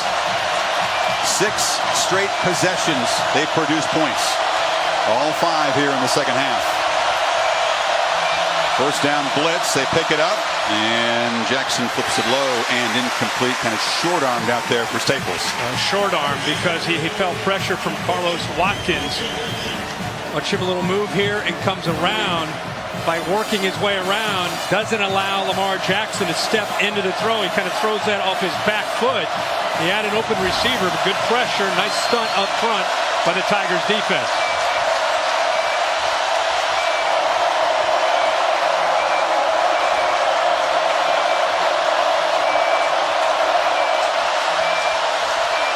Second down from the pocket, flips it short to Smith, who came out of the backfield. He's wrestled down across the 35 by Van Smith. That'll be third and about 3. If they're going to pressure you, that's a great way to just kind of let that pressure come. It's almost like a little slip screen. Let that pressure come and just throw the ball where those linebackers were before they blitz. It gives them a very good chance here now on 3rd and 3. Some of the Tiger players on the sidelines jumping around. Here comes the heat. Jackson batted down, and he had Hicatini wide open in the flat, but Watkins batted it away. Yeah, they just lost him here. Wide open, but Watkins with another big play. You saw him pressure the quarterback, and this time watch him time this up right here. Watch him get his hand up and knock that ball away. But you can see Hicatini, nobody close to him. That's an easy first down for the Cardinals. What do they teach these guys? If you can't get to the quarterback, get your hands up. Be an athlete, knock it down. He timed it up. It's Ray McLeod trying to set up the Tigers in good field position. King gets a high, deep, booming punt away. McLeod has to retreat and call fair catch. So Clemson down by 2, 6:11 to go. Welcome back to Clemson, where the Tigers trail by 2 late in the 4th. If you're a Tiger fan, some potentially difficult news. After that last drive, quarterback Deshaun Watson came off the field, received medical attention that entire drive on the inside of his right knee. He motioned like someone hit him on the outside. He's obviously back in there, gonna try and still play, but we'll see if he can run the same. All right, thanks, Sam. It was D'Angelo Brown, a 310-pounder who fell on the quarterback's knee. He looks like he's okay. Gallman stopped by Alexander, who's now in some pain. It's such a big part of their defense. It's obvious pain. But boy, that report from Sam about Deshaun Watson, that was D'Angelo Brown at over 300 pounds coming down on his right knee. Of course, the knee was the problem for Watson at the end of the 2014 season. Now Alexander kind of holding the inside of his leg. Hate to see that. Yeah, you can see big 97 right there. He gets a hold of him, and then watch him come down, all of his weight down on that knee. And when Deshaun first got up, you think he's okay, but watch him kind of work the knee around a little bit, start to kind of stretch it, shake it out a little bit. Meantime, the focus for the Louisville trainers is Alexander, who appeared to be in a whole lot of pain. This is the guy that returned those 2 punts against Florida State, one for a touchdown, and then has been a huge part of this defensive effort tonight with a couple of picks and a forced fumble. Yeah, and again, he's physical. He comes off of a block by Scott. And just undercuts Wayne Gallman, who is a physical runner, really a slasher.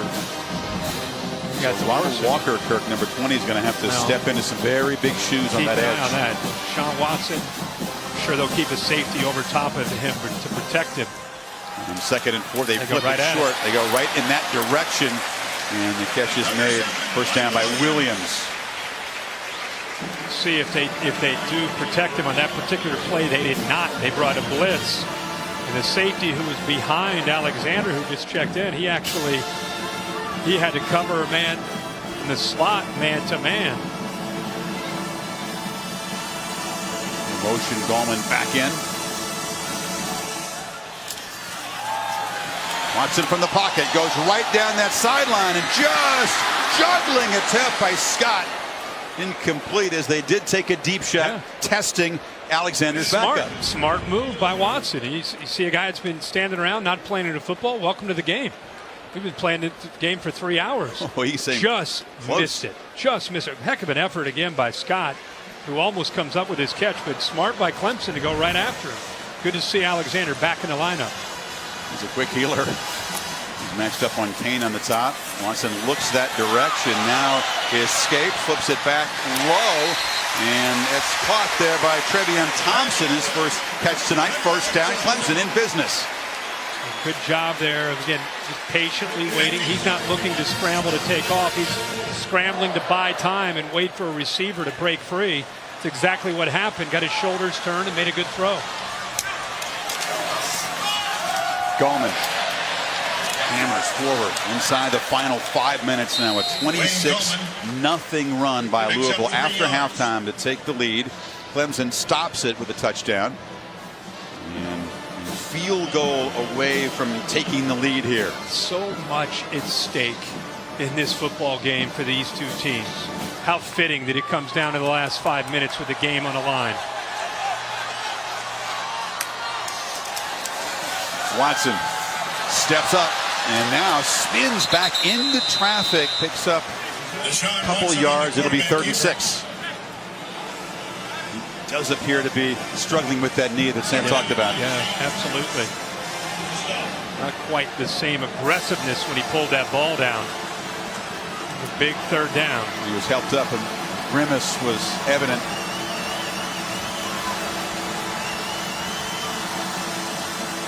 See if the Cardinals spot that Kirk and try to bring some pressure. Sean perhaps with some reduced mobility. Back in the pocket, flips it across the middle. Caught. Kane continues a huge night and fights down to the 31.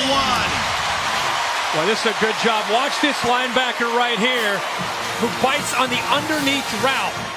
And the anticipation there by Deshaun Watson to Kane, he was anticipating the linebacker Thomas would come up, which he did, and he puts the ball into a very tight window and a great throw there on 3rd down. They get 24 in the 3rd and 5. They're in Hugel's field goal range already. 12 men on the field for some confusion. A flag comes in, a free play. Watson fires back, catches Leggett open. Leggett rumbling free down inside the 10, scores!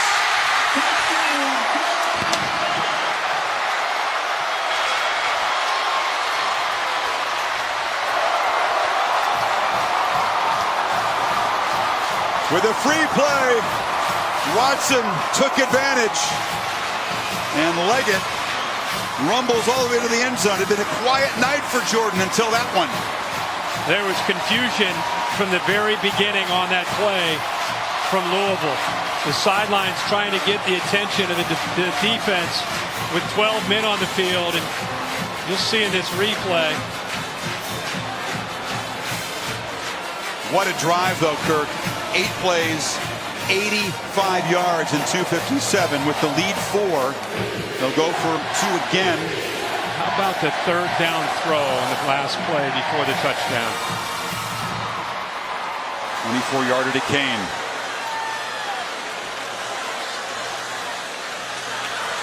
Gallman motions out. Watson, pop pass, got it. Leggett. They practiced the jump pass a lot this week and saved it for a 2-point play that makes the lead 6 with 3:14 to go.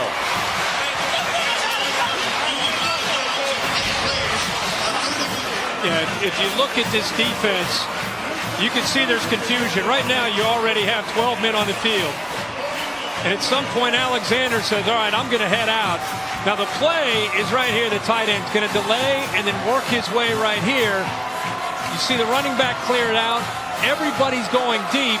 They lose Leggett right here. Right here. Good job. The play is designed to get the ball to him.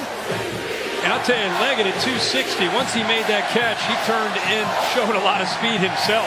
He had the tricky touchdown last year against Louisville. He lined up as a left tackle. They lost him. Watson hit him, and another huge play. And how about the Tigers roaring back here with a couple of touchdowns to reclaim a lead that's now 6. What does Lamar Jackson have up his sleeve, and what has developed after a scoreless first quarter into the kind of quarterback duel we expected? 2-point play. Love the call there, the pop pass there. Jump pass, jumping crowd. Samuel, who brought a kickoff back to the house against the Tigers a year ago, tries to set up Jackson in good field position if he can.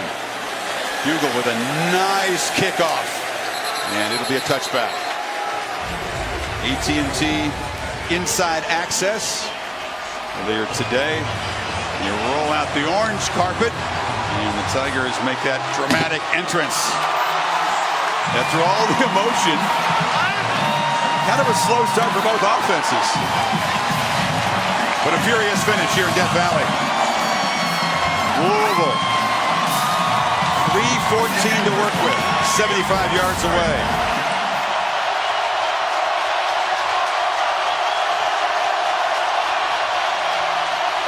Jackson back, delivers near side. In a battle for the ball won by Staples, complete for a first down. A long throw by Jackson. People still want to question Lamar Jackson's ability to make a throw.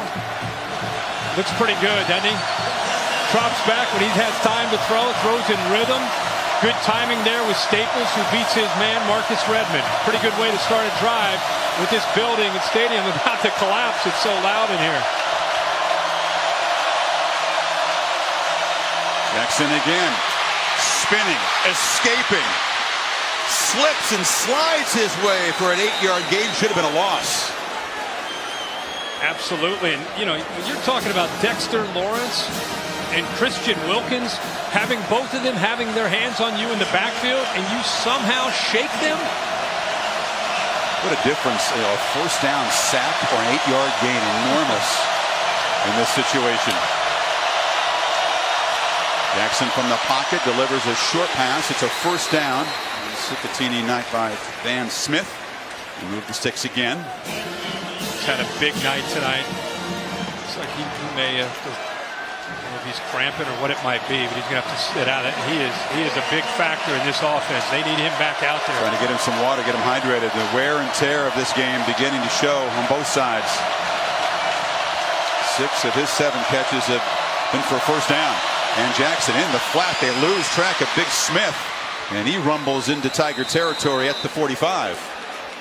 After that first throw, Clemson, I think, really it created some confidence that this is going to be fine. Everything's fine. Lamar Jackson, and I think what it did is it forced Clemson to sit back a little bit defensively.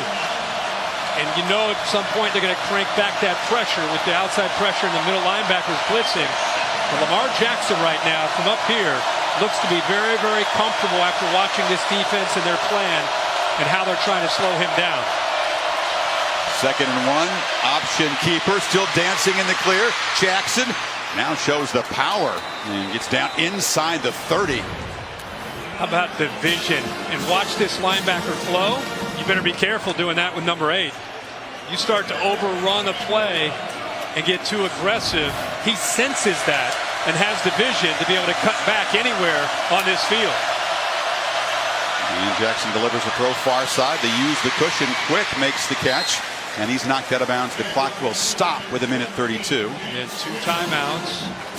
College football, the first down, out of bounds. This is an eternity. Maybe you don't want to score too quickly. I was going to say, Louisville. this is an eternity for Lamar Jackson. Time is not an issue. It's about execution and trying to find the open man. Jackson rips a quick throw and a catch again by Reggie Bonifant, who gets involved now. They're inside the 15 with 1:27 to play. Bonifant, 6'3", 210 pounds. Great size. I mean, think about what's at stake here. You're talking about with Florida State losing, you're talking about the winner's going to go to the ACC championship game, maybe the Heisman Trophy on the line. I mean, you're talking about a lot at stake in a game that's played on October 1st. Now a month away from those first playoff rankings, and again, because Louisville's already destroyed the Seminoles, their schedule is so favorable going forward. If they can come out of here with a victory, and as we remind you about the Ford wrap-up show coming up after this, if they get out of here, we'll show you the schedule. It is incredibly favorable. They'll be a solid favorite to roll to the ACC championship game. The only team that can beat Louisville if they win tonight is Louisville. Nobody can beat them on their schedule. Houston, I beg your pardon. Houston, I'm thinking ACC. Yeah. Houston would be. Think about what Thursday Houston's night doing game. watching this game. Houston wants Louisville to win this game in the worst way. That would be a huge game in November.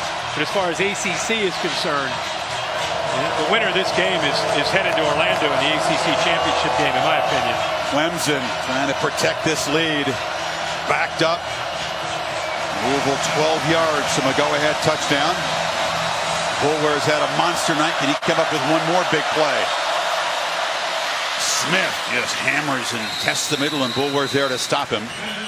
Not necessarily in a hurry. Bobby Petrino trusts this team, this offense. They have struggled when they've gotten down inside that 5-yard line to get touchdowns. Second half, it's been a little bit of a different story, but first half, that was a challenge for them. Remember the big stand a year ago here? They stopped Notre Dame from trying to get in and force overtime. Jackson rolls out of the pocket and sprints out of bounds. An aggressive shove inside the 10. It will be third down. 48 seconds to go. Really good coverage there by Clemson. Nowhere for Lamar Jackson to go with the ball, and good pursuit there by the safety. Johnson sets up this third down. Should mention Hicatini is back in the lineup. Yeah, he's hurting, but he just trotted on for this crucial play. Looks like he's going to be lined up on the left side. I got you, buddy. There. Jackson spins, escapes, still alive, fires to the end zone, incomplete. Wow. Somehow he avoided the loss of the fourth down. He avoids the blitz. The corner that time, Carter had him. And then Watkins had him. Blitz comes from the right.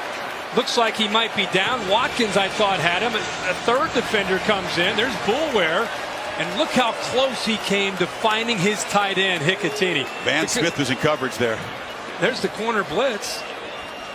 My gosh, he is so elusive. 3 different Tiger defenders had a chance at him. But how about how he kept his eyes downfield, waiting for the tight end to come free. Almost made the play. Coverage down there was great. So it comes down to this play. After all this back and forth, after more than 1,000 yards of total offense, 80 points. Jackson's moved Louisville 66 yards, but it all comes down to a 4th down and 7. First down about the 2-yard line. Still have 1 timeout left. Got to believe that Brent Venables will come after him.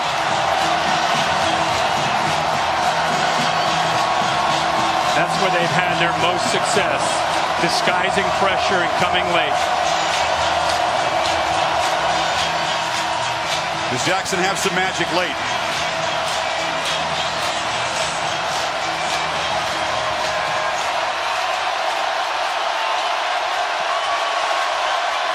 He's alone in the backfield.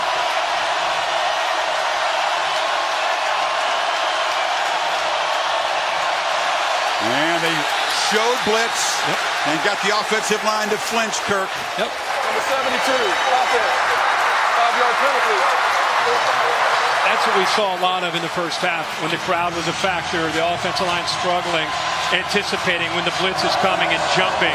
But it does give them a little bit more room to work with for the receivers and for the passing game.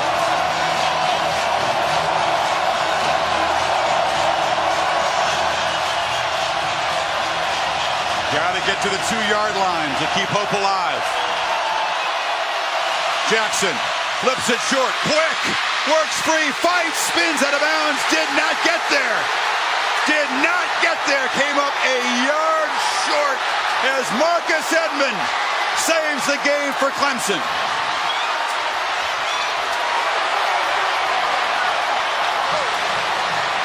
Didn't you just say something about if this feels like Notre Dame? Yep. It really does in the same end zone. The Tigers defense comes up with a stop. He's in the inside. He works to the outside. Nobody's in the flat. Quick's trying to get to that first down marker. Comes well short. Did he have cut it back inside there? I thought he would have tried to fight to get the first down. He might have lost track of where he needed to get exactly. Because I think if he'd known that, he would have tried to fight inside, fight his way. Or lower your shoulder and try and run over the defender. As it turned out, that false start penalty 5 yards back perhaps did cost him. They're going to check the spot on replay, but I think it's going to confirm what we've seen. And Jackson got to get to the 2-yard line for the first down. If he cuts it back right there, he's got a chance to try to muscle. Steps out of bounds at the 3. And Jackson throws for 295, runs for 162, 3 total touchdowns. But the frustration is evident as Clemson protects their house here tonight. I know that all the committee members are watching this game. Louisville didn't do anything, in my opinion, to hurt themselves in the big picture. There are a lot of people that thought at the beginning of the year you might get 2 teams from the ACC or the SEC or the Big Ten, maybe one of those years where you get 2 from one conference. If Clemson's able to win out and Louisville ends up losing 1 game, and this is their 1 loss after the way they fought in this environment. Short of the line of game. Louisville discharged their 3rd and final timeout. First down, Clemson. And you would include, again, just for argument's sake, potentially beating an undefeated Houston team. Louisville needs to keep their heads up. There is still plenty for them to accomplish this year despite this loss here tonight.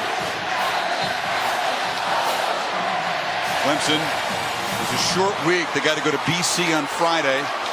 NC State, they get a bye before visiting Tallahassee, where they've lost 11 of the last 12 times. Knowles with 2 conference losses. And Watson rallying, making some huge plays on that eventually game-winning touchdown drive. Wasn't perfect. It wasn't pretty and clean from his perspective, but it's winning.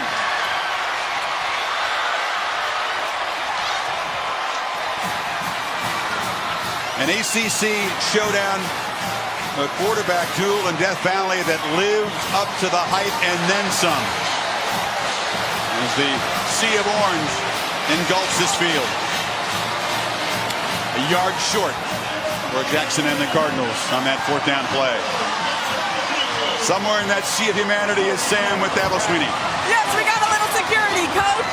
That is a huge win. How would you describe the significance of this one? Say it again. How would you describe the significance of this huge win? Well, we want to be 12-0, and you can't win 12 till you win 5. So there's a great win. Listen, Louisville played their hearts out. We stuck it up in the 3rd quarter. We had the right plays, but we fumbled the ball, turned it over. But at the end of the day, you either have the heart or you don't. You have the will to win or you don't. And what can you say, man? Our fans were awesome. And at the end of the day, this is 19 in a row at home. And we're moving on to the next one. Thank you, Lord. When you look at what Deshaun was able to do down the stretch, a guy falls on his knee. He's out there a little hobbled. What can you say about your quarterback tonight? Well, here's what's great about tonight. A lot of adversity. I mean, you got balls that are tipped, perfect throws, interceptions, some crazy things. You throw a touchdown pass to Leggett, he gets a fumble, but they kept playing. We always talk about just play the next play. But at the end of the day, us coaches get way too much credit. This is a game, players make plays. That's how you win football games. We didn't make enough of them in the 3rd quarter. I love my staff because they put the players in position to be successful. But in the 4th quarter, when you had to have it, Clemson tough. We're built for this. We're built for games like this. And those guys got the heart of the champion, and they showed it tonight. Love my staff, love my team, love these fans. This is what it's all about. It don't get no better than this. I'm just telling you. Well, all I know is it's going to take you a while to get out of here. Good luck, Coach. Oh, you got to love it. Thank you. We'll send it over to Tom Rinaldi with Deshaun Watson. Sam, thank you very much. Deshaun, while we were waiting, you looked up into the sky. You just shook your head and said, what a game. How would you describe it? I couldn't even describe. It was just one of the best experiences I've ever had. Just the ups and downs.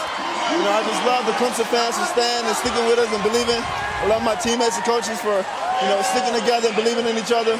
And, hey, we pulled it out. 26 points unanswered by Louisville to take the lead.